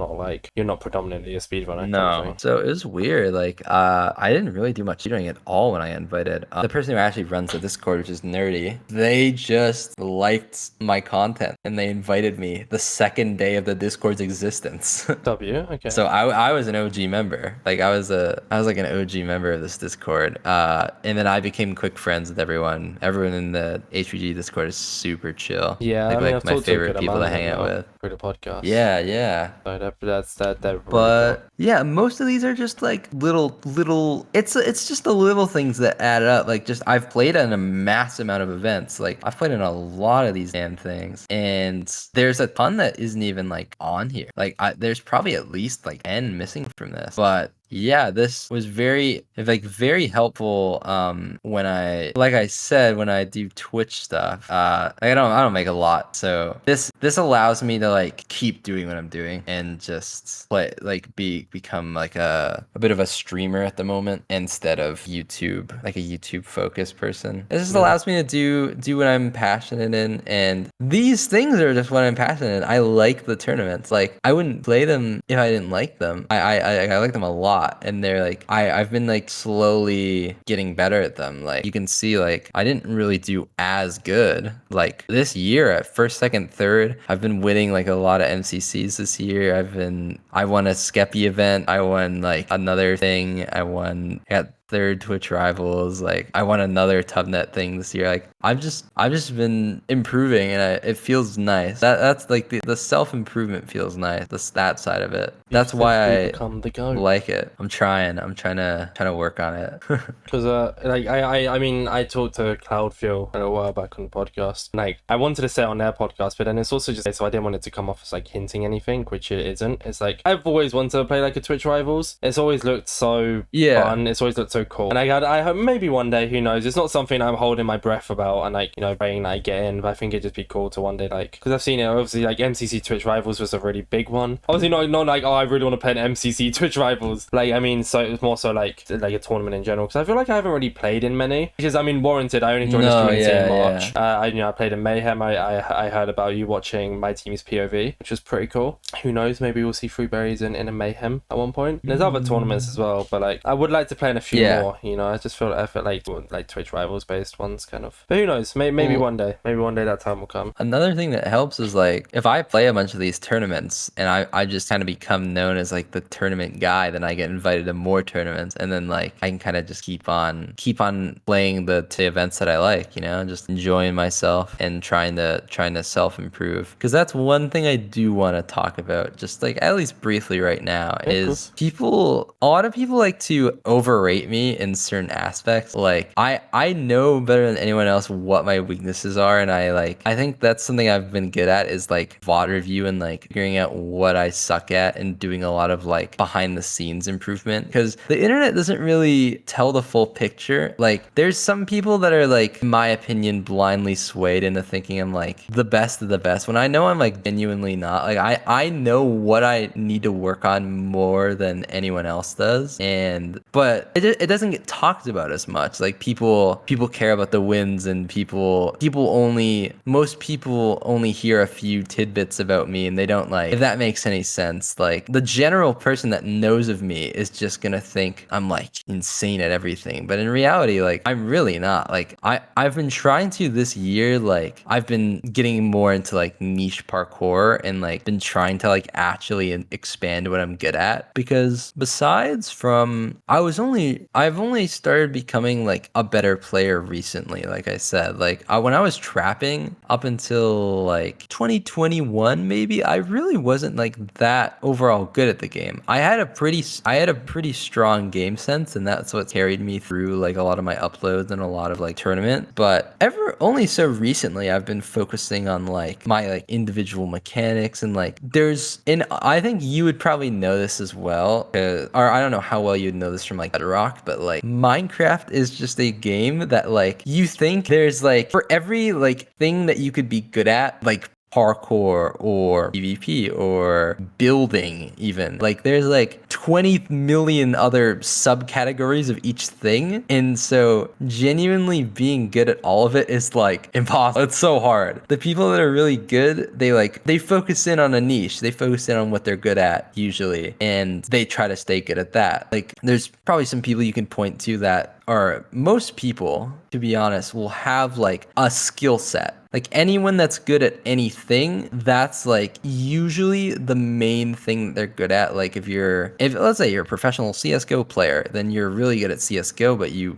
won't be a professional in any other game very likely. But in Minecraft, like being a good Minecraft player is weird, because not every tournament is the same thing. Like there's parkour tournaments, there's PvP tournaments, there's bingo tournaments, there's like random minigame collages, there's like, you know, stuff like MCC, and it's incredibly hard to judge like who's good at what accurately. And I just think it's fascinating to talk about and like figure out who's good at what, and like I've just been enjoying learning about all these cool little like niches, like parkour, like how to do like specific jumps in parkour. That's what I've been really into recently. I've been like having some goats teach me stuff, and I've just been having fun with it, because I'm like, I feel like I'm actually like learning stuff, and there's a bit of like I feel actual improvement, and I'm not just playing the game how I always played the game and like just stagnating my knowledge, like not learning much new. I'm actually like making an effort to learn about the niche stuff, and like it's fun. I definitely just went on like a huge tangent. I don't even know half of what I said, but I feel like you're pretty fortunate though, in a sense of you're really well rounded. Like you're not like okay, this is a weird take, and it's not meant to be in like an offensive way. You're not amazing at parkour, right? And I think, you know, like you're good at parkour. You're not like I can beat every minor map in under 10 hours good at parkour. Yeah, and that's something you just like mentioned add how on to that real quick. Yeah, go on, of course. Because like that's what I've been trying to make my thing out to be, is like I want to be like an all-rounder. Like I don't want to just like, there's some like, I will get absolutely crushed in parkour against like the top people. I will get absolutely crushed in PvP, in block placement. Block placement has a bit of more argument. I think I'm like actually pretty good at that, but stuff like literally anything besides that, I think I will just get crushed on by the people that are actually just better at it than me. But based on the stuff you play, you don't need to be good at one specific thing. Like for instance, like MCC or like Lockout, like you're not on your own, so you can be the well-rounded player. Then you have people on your team who are good at certain niches. Like for instance, like let's say you're in MCC, right, and you're teamed with like, you know, someone who's really good at movement, and then someone else who's really good at PvP, and then someone who's really good at parkour. Like that's a and then you're the well-rounded player. You're like the middleman essentially of like, you can do it all. Yeah. not just one, you know? That's what I consider myself as. Like I consider myself I've been trying to learn the past like 2 years, just like every little asset of the game and trying to like not become the best at everything, but become like solid at everything that I need to be for what I play. Like there's a lot of things I still suck at. It depends on what I'm playing. Like I'm not the best like builder or I'm not the best redstoner or whatever, but I don't play stuff like that. So I don't. But if I do, if I get into some building or redstone tournament, then you best believe that I'm gonna like try to do research and like become good enough at it in like the time that I have to like prepare. And then if stuff like that happens in the future, then hey, So I be have it. I have like unlocked a new skill set. I think you're doing pretty well though. I mean, I you know, appreciate it. you seem happy as well. You know, like just from talking to you, like you seem just happy with how everything's gone for you and how everything's going for you. Like I'm not saying anybody on the Yeah. podcast, but sometimes when I watch a creator or like youth watch creators, you can tell they're not really enjoying what they're doing. And in all honesty, that's kind of watching back, like kind of actually foreshadowing. Was it foreshadowing would be the word? Kind of just looking back on myself. Like last year, I was doing really well, but if my streams aren't public, because obviously it's been a year, but like looking back on it, I can tell that like I wasn't really enjoying what I was doing, you know. But you seem pretty content, seem happy. You're doing well as well. Like you're constantly staying good. You're constantly playing well, and it's you know you just seem chilled. You know, I guess that's I don't know how to really explain the point I'm trying to get at here, but you just seem content. Yeah, no, I guess. I can like say a bunch of things, but then like when I had to explain the exact point, I kind of like struggle. But I guess what I'm trying like I definitely have some bad days and like very inconsistent moments, like whether it's mentally or like mechanically.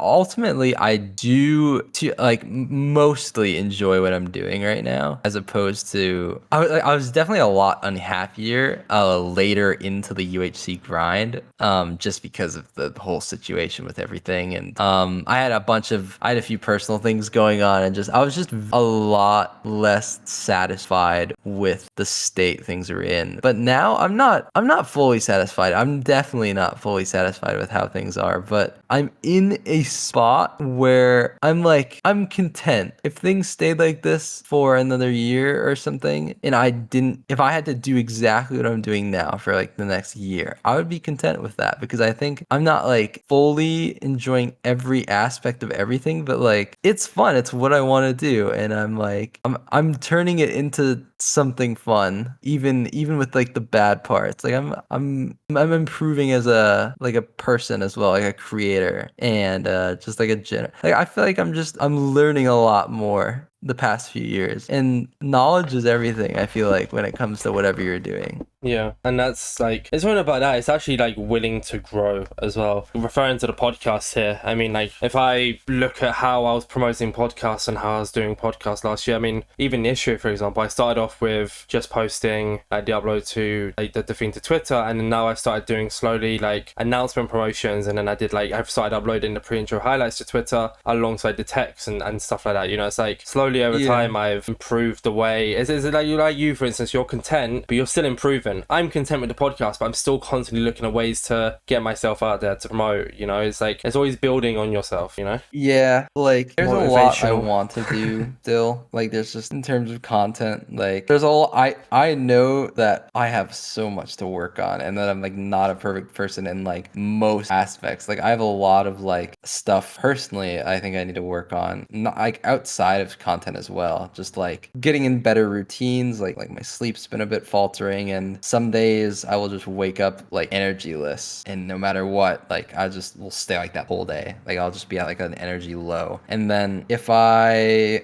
stream during those days where I feel like that, it can clearly reflect into my stream. There's been a few instances where I've just like ended a stream semi abruptly because I'm just like I have like a massive headache, and I need to get off. Like I'm not like actually upset. I just feel like crap. I just need to get off. I just need to come back a different day, and I'll be much better. I was a lot worse at doing that back in the day. I would just, no matter how bad I was feeling, I would just infinitely stream, and it would just like snowball and like I would maybe do or say something that I didn't mean, or just like just react in a way that I should have not. It snowballs. When you feel bad mentally or physically, then you let it like leak into what you're doing, like your stream or whatever. It sucks. And that's my main issue right now in life. Like I need to like figure out how to take those days and just put it behind me and go next, or like do it the next day. Just take a break. That's what I'm bad at. I'm bad at like taking correct breaks and like having consistent life schedules and stuff. Yeah, I've gotten pretty good like at separating work and like for instance last week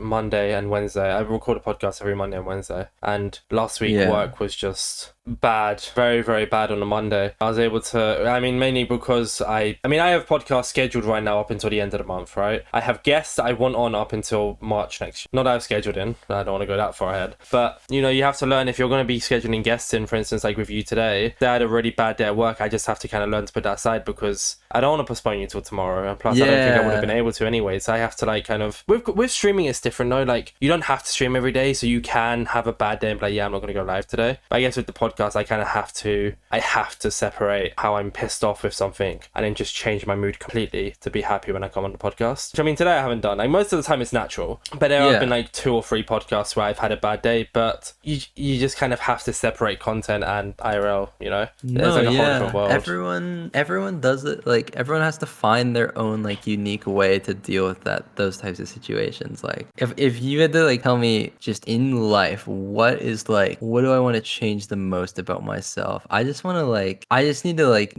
get down to like the root causes of why I feel like what I do, and I hate when it reflects onto my stream. Like there's so many times where I'll stream, the entire stream will be going pretty well, and then I'll develop like a fever or something, or maybe I have been like something before stream happened, like I'm a bit like upset. And what was I trying to say? My main issue right now is in like creation and stuff in game. I feel like I'm at a level where I'm at like the good stages. I feel like I'm improving every day. I feel like I'm learning lots of new ways to like grow my content and like make more entertaining stuff. But the bad days they get to me, and they like when they reflect on stream, those are the days I just always think about. If I just get like really upset and like have like an hour spree where just every minor inconvenience just bothers me because of either something that happened before stream or something like physical or mental. Like it just it gets to me, and I still need to figure out how to work on that stuff, like how to take better care of myself outside of stream, how to like schedule better, and because like I'm a bit bad at like responding to people as well. Like I've always notoriously been like a bit slow in terms of like I'll like get a message from someone, I'll wake up in like the middle of the day, it was probably like 5 hours ago when I got a message, I'm like, oh no, I'll respond to this when I get up, and I either just won't get up, or I'll just like I have so many like everybody does to a degree have some like personal tendency that they wish they didn't, and that's what I'm working on. I'm just working on fixing that. You will.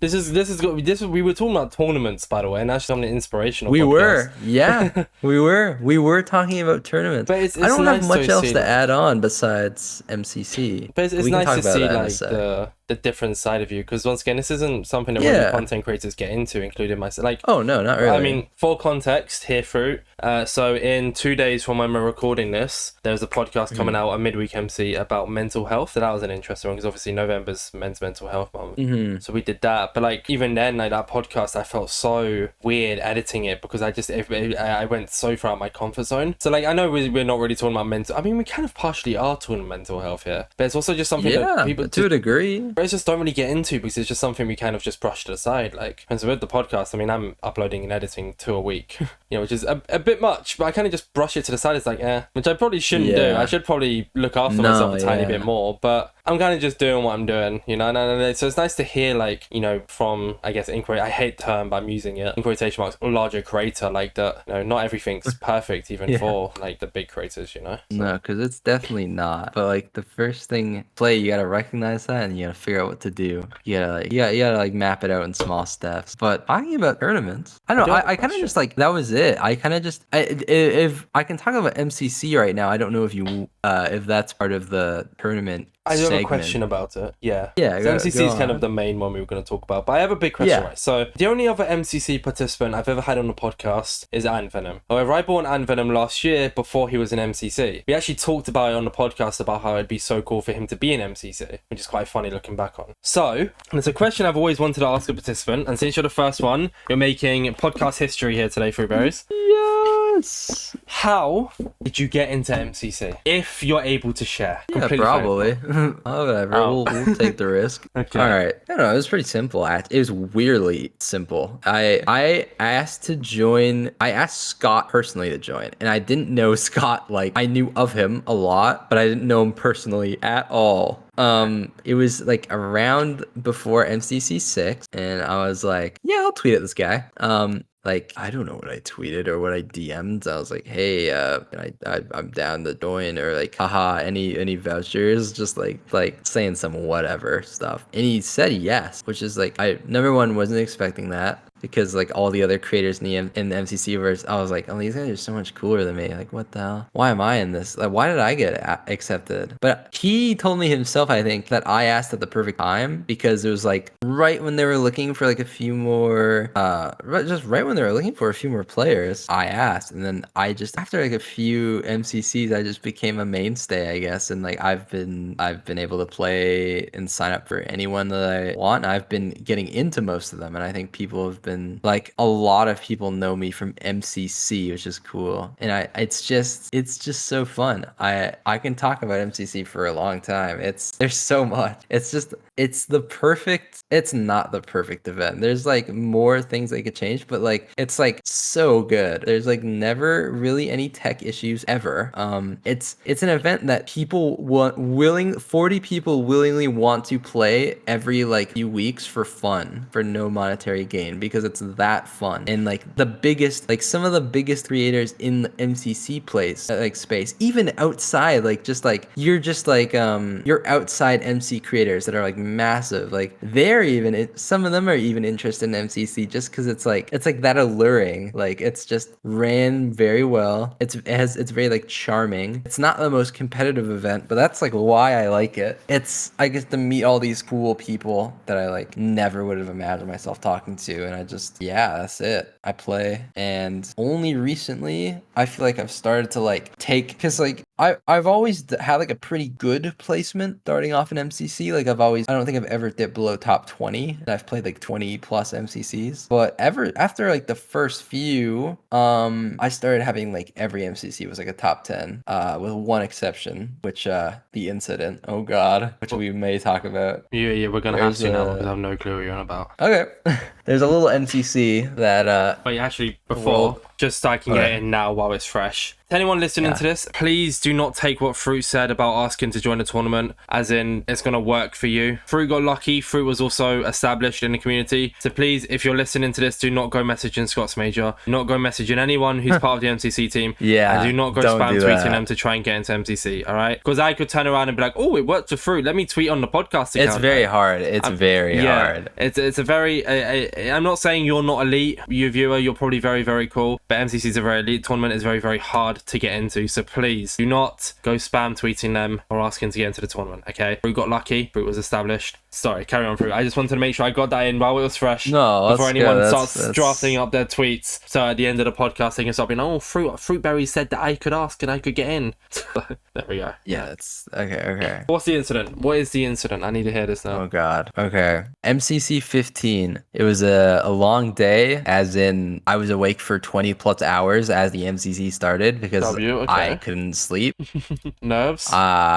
No, I just struggle with sleeping some days, and like I should actually go get it checked out. Like, it's kind of bad. I literally tried to sleep 10 hours before the event, stayed up in bed for 10 hours. Like, I'm not making this up. I didn't leave bed for 10 hours awake. I just had water and dead tired, dead exhausted. Eventually, at like a few hours before MCC, I'm like, oh my God, I guess I'm getting out of bed. Just like no energy. I played through MCC 15. Things were surprisingly fine. Like, I was actually doing pretty good up until the final game, survival games. If I did bad in a survival games, I don't think anybody would have cared. The issue is okay, so basically I offhanded a lava bucket on purpose. I was like, okay, I'm gonna try this new offhand strat. I'm gonna offhand the lava. We're gonna go kill people. This is like 20 seconds or something probably after the game started. Probably a bit more, but so I looted the lava and I was like, oh, I'm low on hunger. I need to eat a piece of food. Oh, no. So I clicked the chicken. But I was aiming at a wall as I was doing it that I was Oh, next no. to. So it prioritized the lava. So I lavaed myself, but I clutched. I saved it and I was like, okay. I ate the chicken. I think I ate the chicken, but then I ended up lavaing myself again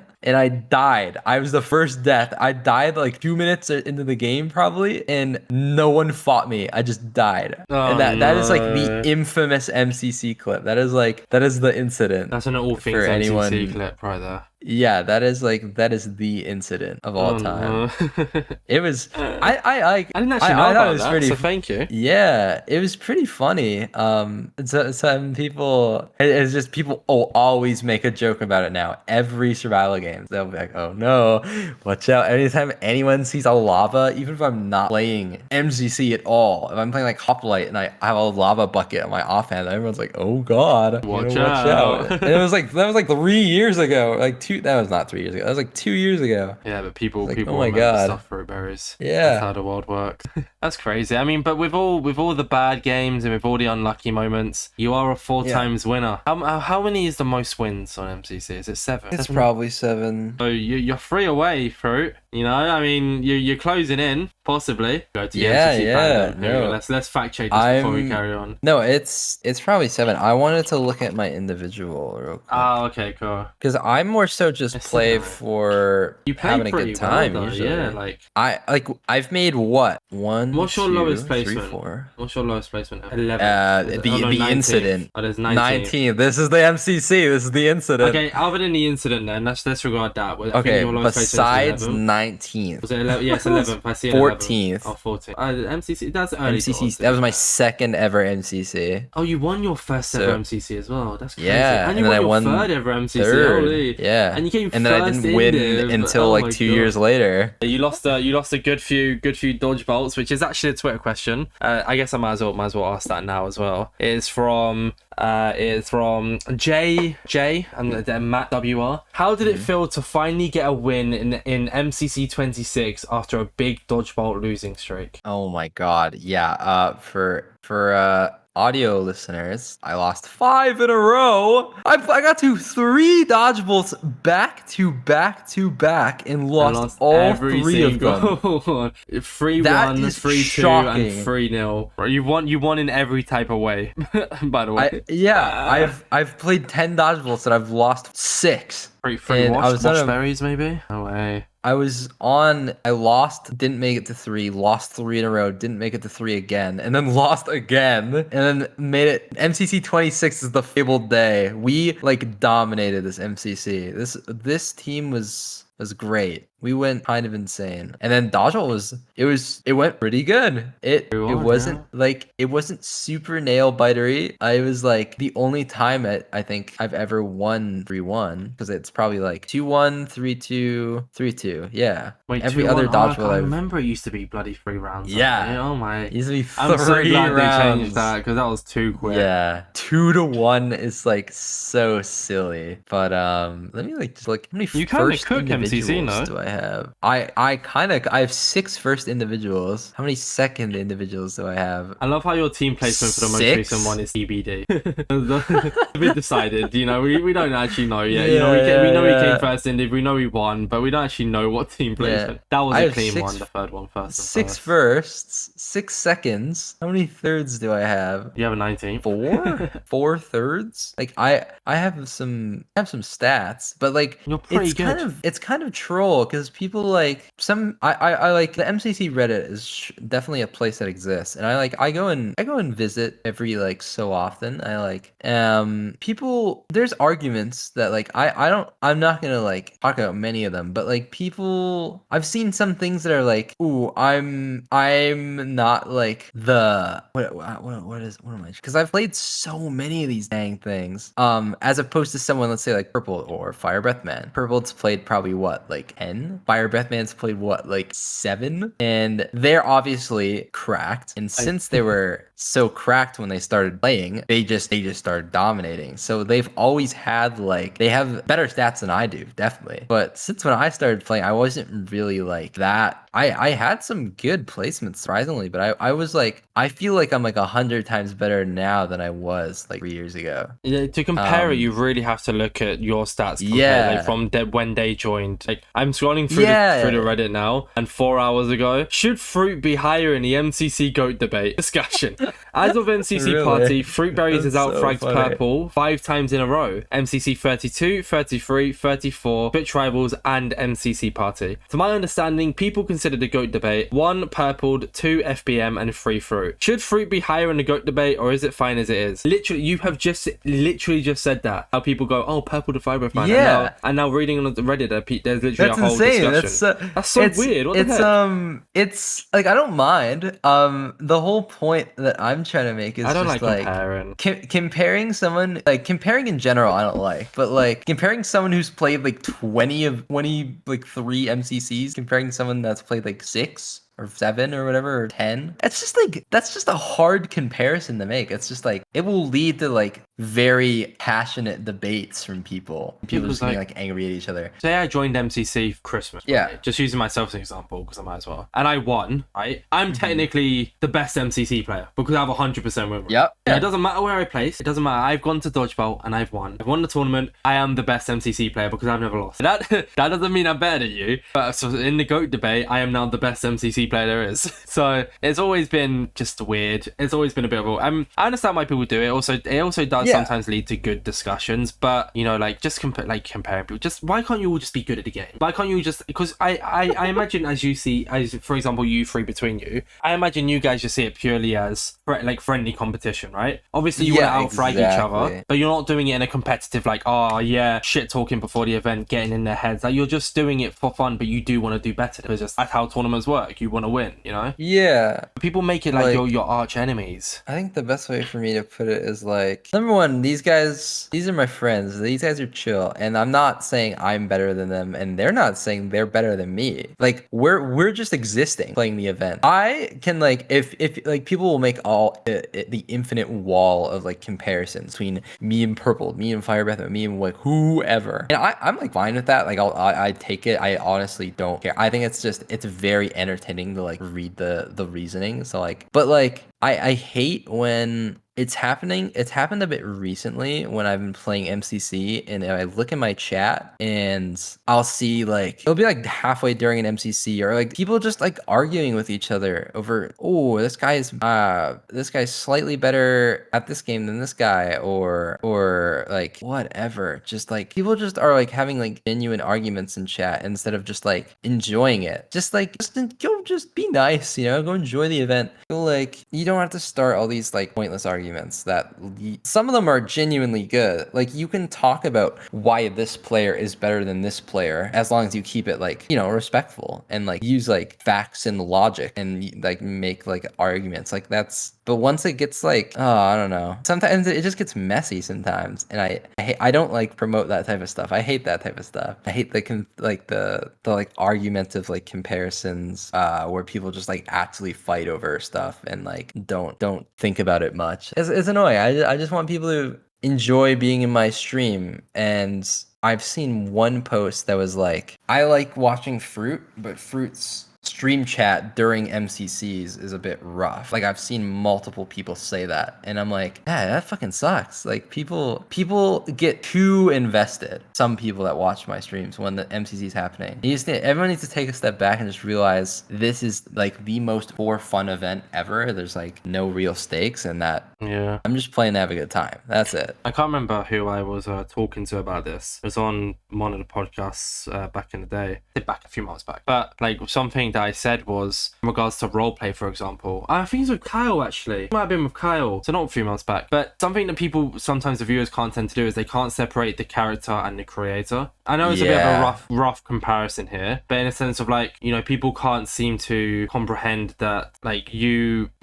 guys aren't actually you're in a serious tournament, but you're not in like a tournament where if you lose, you're cancelled, right? You're off the end, you've finished deadline. And I think people get too invested to the point of like they think you guys are arch enemies. You think as soon as you enter MCC, all hate each other, right? And that's why when people get so angry sometimes, like I see when like people are making jokes and stuff in chat, they get really angry, like, oh, why are you being nice and why are you being the competition? It's like, dude, it's a tournament like with a bunch of creators who are cool with each other. Like, you know, why are you getting so angry that I like that the fruit is just said in like that, for instance, like when CPK sent weird dunk, right? I'd like to imagine that a lot of people got really angry at that, like, oh, why is he saying weird dunk? Why is he getting so like why is he taking it so seriously? It's like it's an emote in the dude's chat. He is it's content. You know, you're not just gonna like sit in a tournament and try hard. You're making content out of it. MCC Rising, they made content out of it. You know, like that's what you guys are. And it's just I never really understand how people take it so and get so angry about it. And like, you know, that it's lucky that the content creators don't fuel it, you know, because then it could be really MCC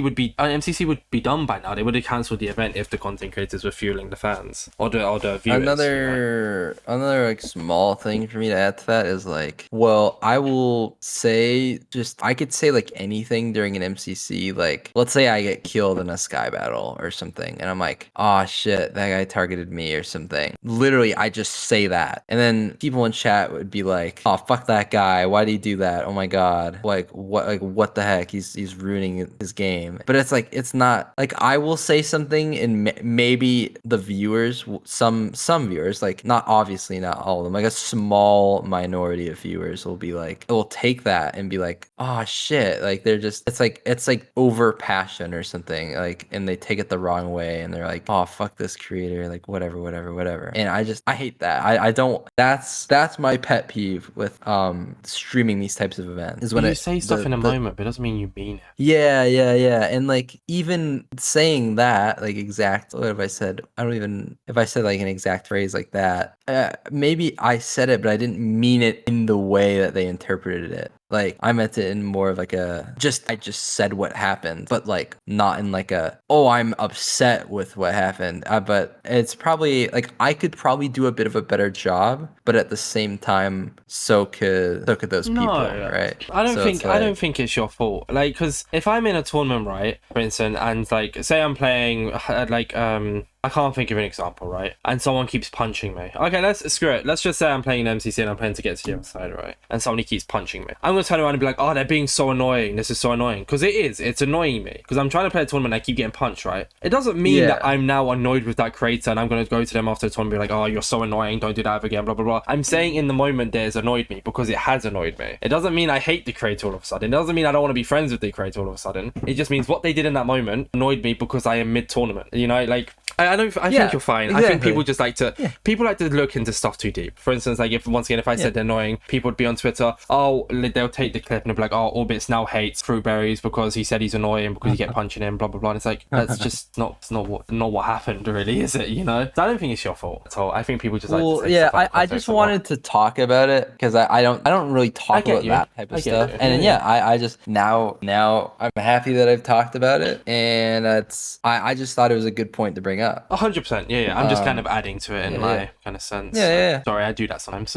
Get carried away, my bad. No, that's all part of the game. Yeah, exactly. I also forgot we're recording a podcast. It's just been nice chatting to you. I kind of forgot we've been hanging out. It's actually been quite fun. It's been quite chill. Let's go. I think that's pretty much it for MCC, really. I mean, obviously you're a 4 times winner. We've kind of covered everything. I don't want to go over it too much again, but you know, you are definitely. I mean, I'm not comparing players, but you are definitely an S tier in my opinion. I just think you're good. Is it okay? One more question then before we move on to the final topic before the Twitter questions. I asked this to somebody on another podcast. I think but I thought I'd ask you because you are genuinely like a serial winner. Does it sometimes feel a lot of pressure going into an MCC knowing that, in quotation marks, you have to place top 5? Does it sometimes do you sometimes go into an MCC thinking, ah, shit, like I'm not feeling it today, so there's a lot of pressure on me now because I have to do well this time? Okay, when MCC was like, let's say the middle era of MCC, kind of around like the early 20 to like maybe like mid 10s, I felt a lot more just general pressure to do good because I wasn't as used to the event space. But I actually don't really. Up until until recently, I haven't really like cared about my performance too like in depth. Like I haven't really cared about all the micro. I wouldn't do much practice individually or I would just kind of hop in and I would if I have a few blunders, that's okay. I kind of expected like there was a point where I would the results would be the effort that I put in, and very often that would be the case. Like I would get around like I would get top 10, but like lower echelon top 10. It's kind of crazy to say that that's like a bad thing, but that's what people say. People do say that like, oh, since this guy has a few like ninths and eighths or whatever, that's like, but like I honestly expected that just because like I like I said I will do as good as like the amount of effort I put into it. And obviously there's some luck factors. There's also some like on the day, like maybe I mess up one crucial thing and like, oh, the event's over. We've missed dodgeball narrowly by one little play could have changed everything. But like I don't know. I haven't really thought about it much at all recently. Like That's good though. oh, let's go get top 3 or something. It's good that you're not But putting there's like pressure on yourself. yeah, 'Cause you I like shouldn't be. think about it a little bit, but it doesn't pressure me that much. Like the result, I think I mainly just get down on myself when like I make like irrational decisions. That's what ends up feeling the worst. It's But like that's understandable. yeah, Especially if it makes or breaks like dodgeball. Like if you're like, yeah, let's push this team in Sky Battle and it doesn't work, and then that makes or breaks. Like, what MCC was it? That like was it? It was the one before Party, right? Where like a team won by 2 coins, got to dodgeball by 2 coins. that was me. I was on the stick of that. I was on the Yeah, see, that's opposite the end of perfect that. example. Like you. Sorry to bring it up, but it's like a good No, I one. don't care, I Is don't it care. MCC 34? No, which one is it? That's the Tribals IRL. Oh yeah, MCC 33 then. No, No, what was it was Twitch after Rivals? 34. It was a non-canon, so it was after 34. I think. MCC Twitch Rivals isn't showing up on the website. Okay, that's why. That's a bit annoying. Yeah, so in Twitch Rivals, like, you guys cooked, but just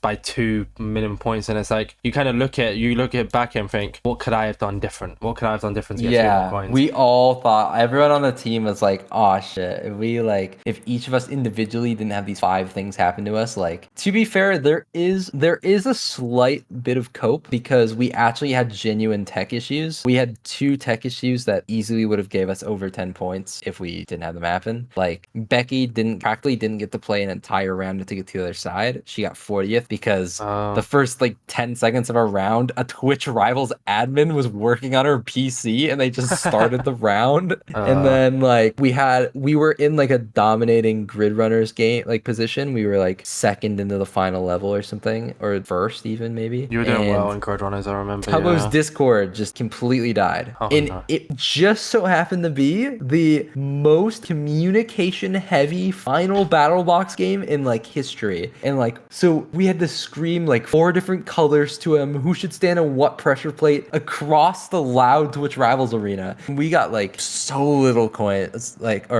we lost so many coins because of that. It was like, but overall, like, team spirits were like high even after the lot. Like, we were all like, for a solid like 10 minutes, we were like, oh, that sucks. But like, I was happy. I was still happy the entire trip. And I was like, the main point, I guess, in terms of nervousness, it's slowly trickled down with time as I've gotten not only better at managing it, but better at managing my expectations, I guess. Overall, nowadays, I'm kind of leaning a bit back more into like trying to get good placement because I've just been on a little like self-improvement Minecraft arc and trying to like learn different facets of the game. Yeah. And yeah, but like no, pressures went down recently, which I think is good. And even like it's just about the mindset, honestly, because this is weird. I was like watching yesterday. I was watching Pink, like our dodgeball opponents yesterday. I was watching a Phil's a VOD, and they were just like, some of them on that team were just so unbelievably calm, like no stress. To be fair, But then they half were the team drinking. was like half the team was like freaking out. But like I was just, if you just manage your expectations right, you can just it's so good. You can just seemingly seem like the stress-free person, which is like, I aspire to do that like very well, to I can just like always- turn my brain off and just I can always have quite a lot of fun in tournaments because like the last 2 Mayhems I've played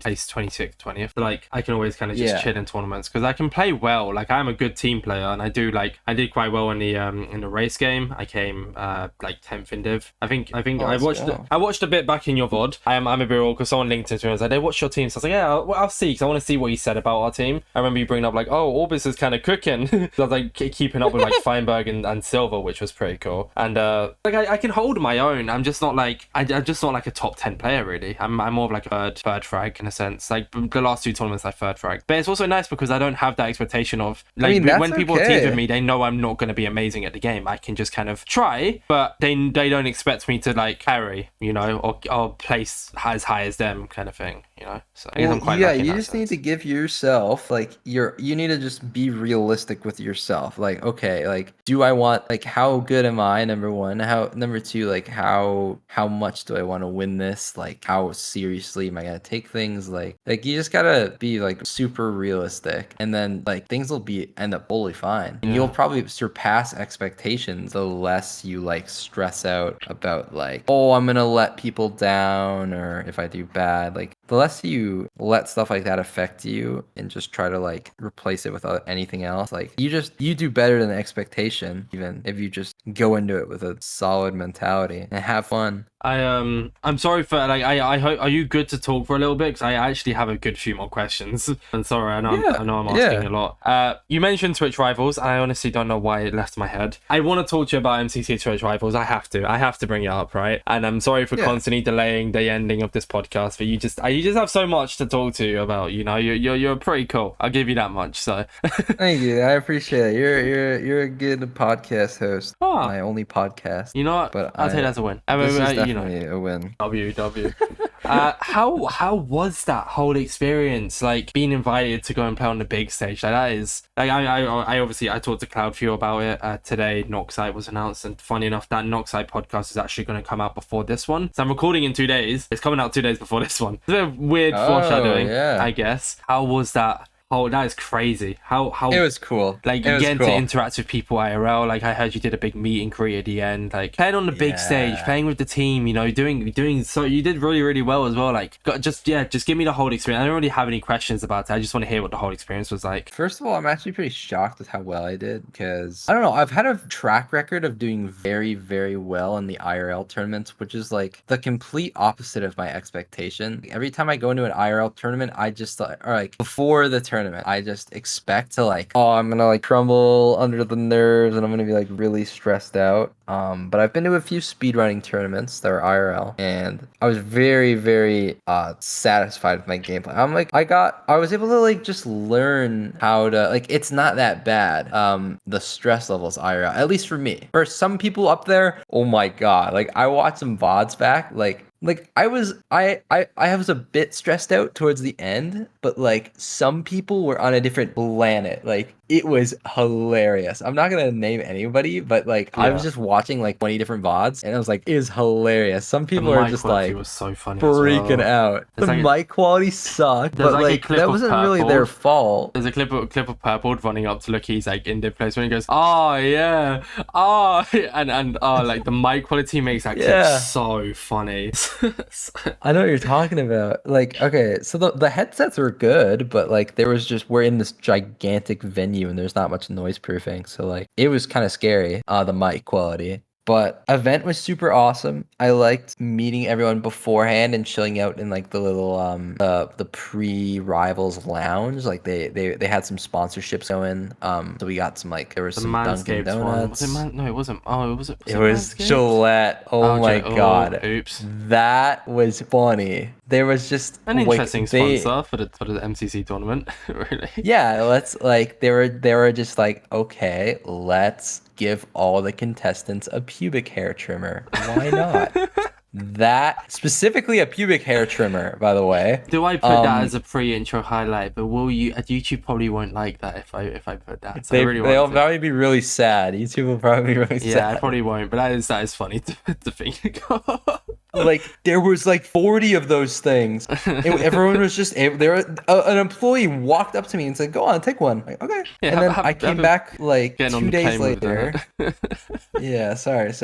No, I just threw it in my bag. But 2 days later, like I was able to go into the Rivals Lounge again to go get like a bottle of water. And there was just like 50 more pubic hair trimmers. Like they had an infinite amount of those things for every Why? Rivals person. I don't know. It's like a goated sponsor, honestly. But Did you take and any there's more? Or free did you only Dunkin' take one? Donuts. No, I just took one. I don't Damn, know. you missed out. Yeah, I could have enough trimmers to like last a Lawsuit. lifetime. Like no, Yeah, I Dunkin' think it's Dunkin' cool. Donuts. Sure. Sorry, I'll let you say. I keep cutting you off every time you go to say it. Sorry, the Dunkin' Donuts. You said. No, I don't mind. Dunkin' Donuts. It was my first time ever having Dunkin' Donuts. I'll say that Oh, I've never had because it before. I'm not US I don't really eat guy. donuts. Yeah, there's a point where I used to like when I was a child. I like donuts a lot, but I don't really eat them much anymore. But Dunkin' Donuts, they slap. I'll give them like we have Tim Hortons here in Canada, and like I like Tim Hortons donuts. I think they're pretty good. I would say Dunkin' Donuts are like the same, if not better, honestly. I would Ooh. give them a donut review. They're pretty good. Fair enough. But yeah, it was just we all got to chill in this little lounge. The MCC jerseys. Oh my god, They were so cool. cool. Yeah, they were really good. The MCC Rising So participants got the yeah, chance to put yeah. the name on them, didn't they? Oh, I didn't know that. That's cool though. It was so cool. So everyone got a jersey. Everyone got a windbreaker, which probably not many people know that. No, I Everyone, didn't. everyone got an MCC windbreaker. Everyone got a hat, like a snapback with MCC, like the little crown and the guy on it. That's cool. That's very cool, actually. Huh. And everyone got a bag as well. So cool. Jeez, you Tons got. of merch. Did that go to the commentators as well, or was that like? Because I know, like for instance, like Fulham only made a guest appearance, but he had his own Ooh, card. So was that? maybe. Do you know or? I have no clue. No idea. I don't think so actually. But I could always ask Curryway at the point I mean, because to be fair, he I could he just was like ask the him. main commentator as well. I mean, I can always ask Okay, like but Kara, for yeah. instance, if I ever get the Yeah, podcast. yeah, yeah. Kara as well. Kara's actually in MCC as well. Yeah, which is But funny. But they decided to just commentate, which is pretty base. the overall, So like yeah. behind the scenes though, was it you who posted a picture of you guys eating dinner for MCC? You and Yeah. Purple, no? Foreshadowing, the angry foreshadowing, which is quite funny actually. Like you posted like a picture No, of you we being both angry. just looked at each other with angry faces. Yeah. And it was just crazy foreshadowing because you came third and then Purple ended up losing in dodgeball. So it's like it's really really Yeah. weird. But you It know. was so spontaneous. I was just there was an hour before Rivals, and Purple messaged me something. I'm like, "Yo, you wanna go get breakfast or something?" And he's like, "Yeah, I'm down. Why not?" And so there was some random hotel next to the convention that had like a breakfast place. We walked in. He got a bowl of fruit. Like it was like a pretty nice not Got like you a nice breakfast, okay. place, but like above average Did the type of trick. place. And he was like, have a bowl of fruit.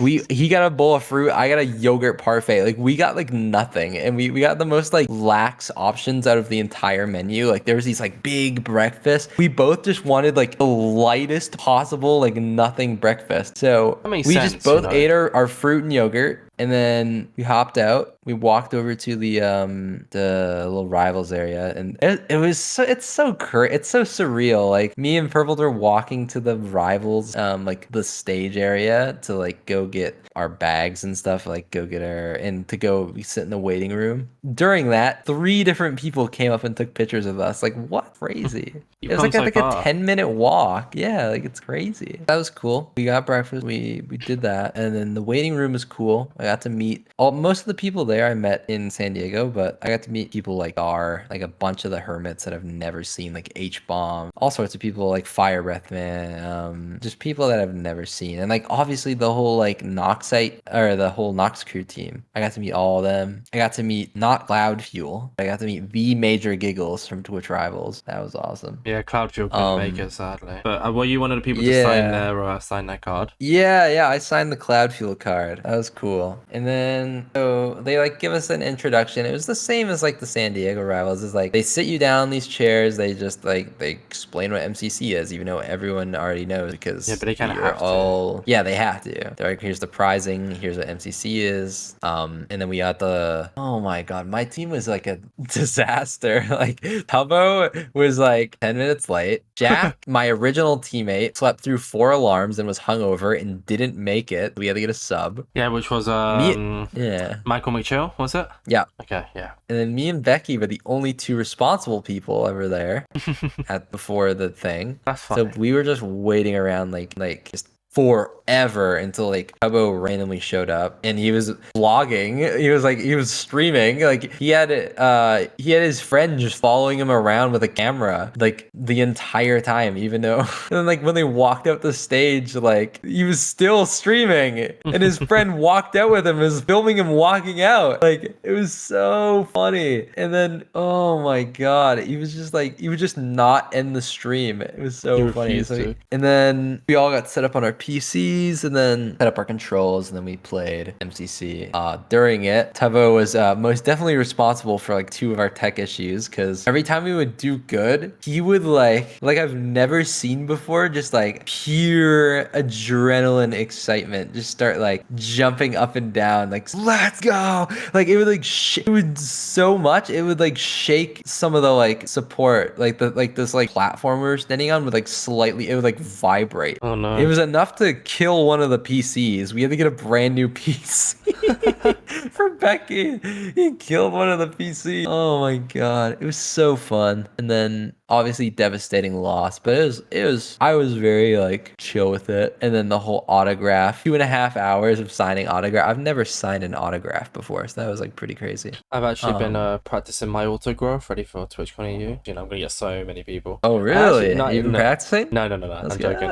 I didn't know. I actually, so story quickly is I went to TwitchCon EU. First time I've ever been to TwitchCon, and it was great. And somebody called Chaotic Max came and asked for my autograph. They're like a content creator, fellow content creator. Like I have them added on Discord, so they're not like a fan. They asked for my autograph, so I had to like I just wrote Orb, so because I couldn't give them my like real name autograph. So I actually came up with when I got home from TwitchCon, because I went to TwitchCon in the morning. So I got the train to France at like 5 a.m. in the morning, went to TwitchCon the entire day, then got train home from France at 8 p.m. at night and got home at like 11 p.m. Oh my god. And in England. So it was definitely an experience. Shoot. Yeah, but it was fun. But so when I got home like the next day, I then just practiced up an autograph. So I was like, yeah, just in case, like not expecting somebody to ask for my autograph, but I wasn't expecting it in the first place. And then when someone did ask, I was like, oh shit. So it's kind of like a sense of now I've just got one drafted up just in case I need it, kind of thing. You know, who knows? Yeah, I just started writing FB. There was a bit. Yeah, I don't know. I assume you know of the bit. I don't. You don't. Find it funny, you guessed it. Oh, I did it. Fire Breath So Man it does signing an M to it. Yes. Okay. So Fire Breath Man was also signing stuff. But he was after you. No, he was like somewhere. I didn't know where he was. He was like on the opposite of the booth signing stuff. But I would sign stuff as FB, and he would also sign stuff, I think, as FBM. But I just started doing it on purpose. I started signing everything as FBM for like a solid like 5 minutes. Like I would do FB like my normal signature and just like it's like microscopic M. And then like people kept asking him like, "Oh, you signed my thing?" And they're like, "No, that was Fruit." Yeah, he's like, I just kept like purposely signing stuff like slightly as him. So it was goofy really for funny. no reason, man. It was like the best bit. If last session on this, because we have been recording for ages now and I still got a bit to cover, so I guess we sadly have to kind of cut it short. If there's a MCC TwitchCon, MCC Twitch Rivals in Europe next year, I'm hoping there is. I'm definitely going to the Europe one. I'm hoping to go to the America one as well. But if there is one in Europe next year, do you think you'll be going? Yeah, absolutely, 100%. Where I get to meet Fruitberries in real life. Oh my god. I didn't go to Paris. I went to Amsterdam though. That was my first ever TwitchCon. Yeah, Paris was my first Yeah. one. Not exactly the best places, Paris, I'll be real. Like that. Yeah, sadly I didn't a bit have underwhelming. much incentive to go to Paris, so I did not. But if there's a MCC TwitchCon EU, best believe we'll Yeah. see Fruitberries playing in it most likely, hopefully. Yes. I will be there. I hope they do though, because like for instance, like False Symmetry is like a good example of someone who just didn't get to play. Yeah, I'll ask for your autograph. Huh? I'll make sure to do that. I'll ask for your autograph at TwitchCon. No, if you actually do that, it'd be so funny. By the way, I've been practicing it for you, Fruitberries. I'll do it. I'll make sure. The final topic then, before we get into the rest of the Twitter questions that are unanswered, is just a quick one, because I'm hoping, a little hint towards the viewers here, I may be getting someone on who's related to it, maybe, who knows. You've recently got a bit of an addiction to hot plate. So I haven't actually played Ooh. it. The reason I haven't played it is because I know I'm not going to be good at it, and I know it's going to piss me off. So I've decided to just stay clear and just watch it instead. So I've been lurking in your streams, I've been lurking in other people's streams. Is it nice to have UHC server back? Because it's essentially killed Hypixel UHC. I saw like a screenshot of Hypixel UHC just being dead. Hoplite is like the most shocking phenomenon to me because I was like done with UHC game modes, not fully, but like in terms of like streaming, I'd stream it like once in a blue moon. I wasn't really interested. And Hoplite came around, and for the first like week of Hoplite's existence, I just didn't play at all. I didn't. And people kept asking me to play. I was like, no, I won't play. Not because I didn't think I would like it, but because I was like, I just wasn't that. I was just doing other stuff. Like I was on my parkour arc and stuff. But then I gave it a try, and I was like, Mike, yeah, this shit's the real deal. Like this shouldn't be this fun, but it is because it has the perfect owner. Speed Silver X solo UHC #1 player along. It's these people, man. Pika Clicks is #1 solo UHC at a point. Speed Silver #1 solo UHC like Gills or something at a point. I don't remember. Just like the legends. But he's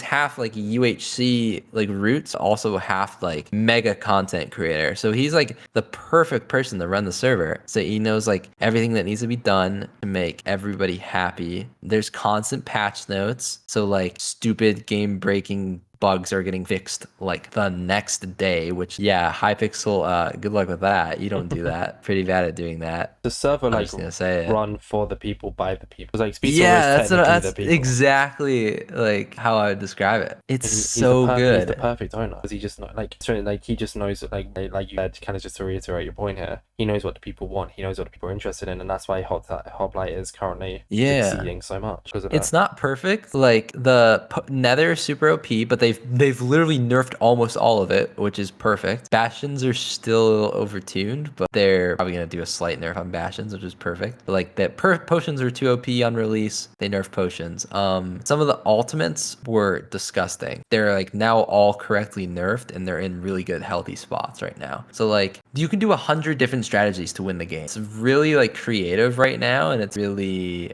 like so many people are playing it. I don't get it. Like there's people from like all sides of the Minecraft community just like giving it a try and then also loving it. Like it's insane. It's a bit like speedrunning. I love speedrunning, and I tried getting into it and I just couldn't. I've become more of a watcher, and like I play my part in the MCSR community by like bringing speedrunners on the podcast. Kind of like today, I guess. Yeah. With like Hoplite, it's also just really fun to watch. I just like watching people who are good at it rather than playing it myself, because and I bet there's a lot of really cool traps that could be made for Fruitberries. Yeah, no, there a lot of bugs. There's most definitely a lot of traps. Oh yeah. I wonder if they'd probably ban me knowing that. Like they're on top of their game. They probably wouldn't, but they probably like give me a warning if I like, it'd be worth it for the content. I mean, it would be worth it for the content. Sometimes sacrifices have to be made, and I think this is one of those scenarios. Yeah, you're right. I'll get on it. I've convinced him. Let's go. Yeah, it's just nice to see like UHC kind of make a prominent, because a lot of people have tried it. A lot of people have tried to bring back UHC, and no one's ever really succeeded. So like, I'm quite shocked at the player count. Like, it's again over 1,000 players. Shocked. I'm just shocked that it has 2K players every day. Like what? Honestly, fair play though. That's all I can really say to that is fair play. Yeah. Anything else to I just wanted to mention. I just wanted to bring it up. There wasn't really much to talk about because there's not really much to talk about with it because it's still fresh. So yeah, it's super fresh. If you haven't played it and you like are kind of into like that type of stuff, give it a try. Fun. You'll probably get addicted if you are the correct person for it. And yeah, that's probably it, honestly. And who knows, sometime in December, might see something to do with it on the podcast. No promises. Nothing's ever 100%. I think I messaged through about 6 times to make sure they were still coming on the podcast, which was, I feel like a little bit too much, but I did also ask you on like a month ago, so I think it was warranted to an extent. Just making sure, just making sure. Yeah. But yeah, before we get into the Twitter questions then, sorry I'm kind of short, by the way. My parents have just gone to bed. So, oh no. No, they're fine. No, it's just I also like have to be a bit quieter, so I'm not even really cutting it short. I think we've covered it. I think we've done a pretty good job today, Fro. We've done a extensive job, I think. I mean, we're not recording wise, but we've been on a call for over 3 hours. So I'm surprised you've put up with me just for this long. No, this is good. This is the most I've talked in like a year. Oh my god, W. My throat. I feel it. I have water. I'm chilling. cool. Exactly. Before we get into the Twitter questions, then, is there anything else you wanted to mention on this podcast that you thought I was going to bring up and I haven't? Yeah, I can't track everything. Is there anything I haven't mentioned that you think would be cool to mention? Or? Oh God. Don't like force yourself to think of something. Like if there isn't anything. Yeah, I'll let you know later. I think I'm good now.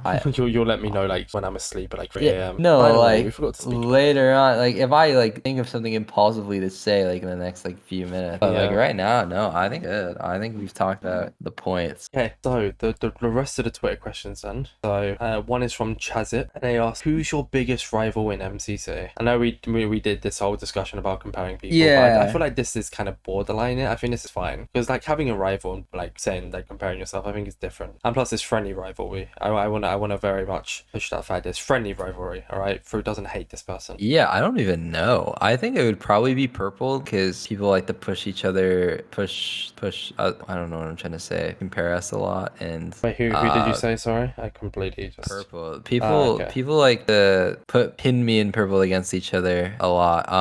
And like because we keep taking like first individual from each other. I think I've kept them. I think I saw a stat yesterday that I've outfragged them the past 5 MCCs in a row or something in some way. We're going back and forth though. Like he had a dominant early season, and I've had like a pretty dominant late season of MCC. Yeah.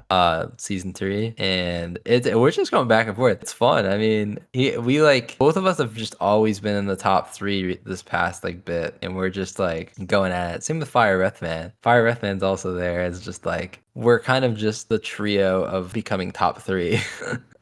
Kind of insane. So yeah, that I mean, we kind of already answered that, but it's just kind of nice to hear it, like guaranteed. Yeah. And it's all friendly. Okay, viewers, it's friendly. Do not invest yourself too much. Yeah. Okay.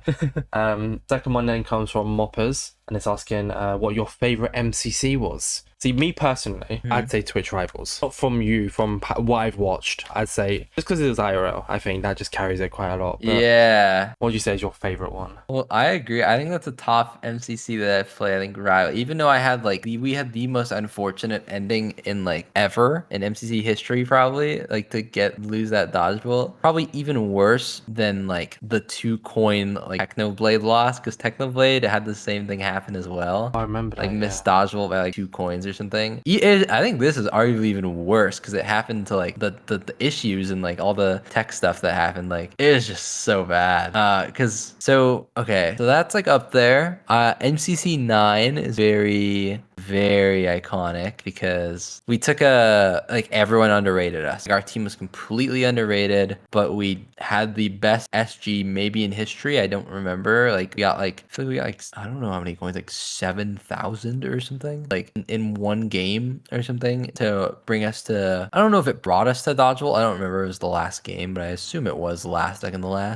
Insane survival games comeback on a team that was not predicted to do good at all by most people. We were 0-2 down in Dodgevolt, and then we won 3-2, 3 in a row, which is crazy. So it probably is MCC 9. I mean, but I've been really enjoying the recent ones. Like MCC Party is actually probably in my top favorites. That was awesome. That might be my second or third favorite MCC. That's like crazy fun. I don't know how to explain it, but for some bizarre reason, these last like 4 MCCs have just felt so engaging. Maybe it's because of the podcast. I mean, I've talked about MCC at and like one of the things I said was when I introduced midweek MC to AJX, I said like, this isn't going to be a tournament podcast, all right? And I've talked about MCC, pretending that it's a tournament when this podcast comes out, so the Noxite one has already come out. In the span of 11 midweek MCs, I think I've talked about MCC 4 or 5 times. It's like I said this wasn't going to be a tournament podcast, and now all but then it fits the audience that are listening, right? Like it fits the week. For instance, I get Noxite on to talk about MCC, then I talk with an MCC competitor 2 days later. Like, it fits the theme, but you know,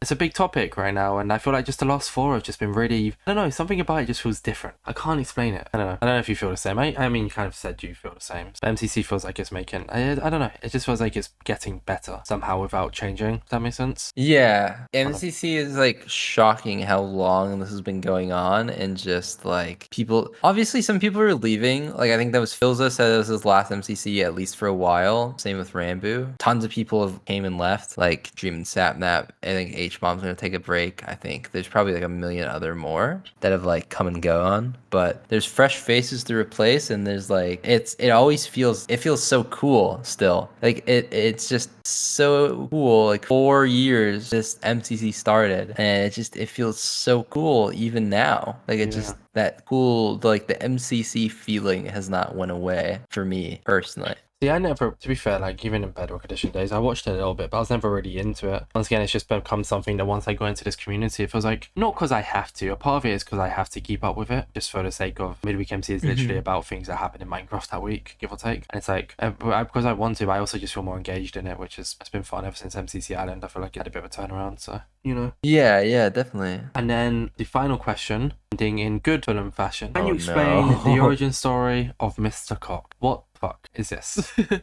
Please, Chris, what is this It's like question? so bad that I don't even like remember half of it. It's like, so basically, okay, so one of us called the other person Mr. Cock, and I don't remember why, and I don't remember who called who. It's just like, it's so, I feel bad for just like not, because this has just become a joke now. We both just kind of call each other Mr. Cock, which doesn't even make any sense. Like it's so stupid that just one day, I'm pretty sure he's the one who just called me that originally, but there was some Twitch chat lore that sparked it all. There was something. It's like, this is like the unsolved mystery. Fulham would be better at explaining it than I will, because my memory is like a goldfish when it comes to stuff like this.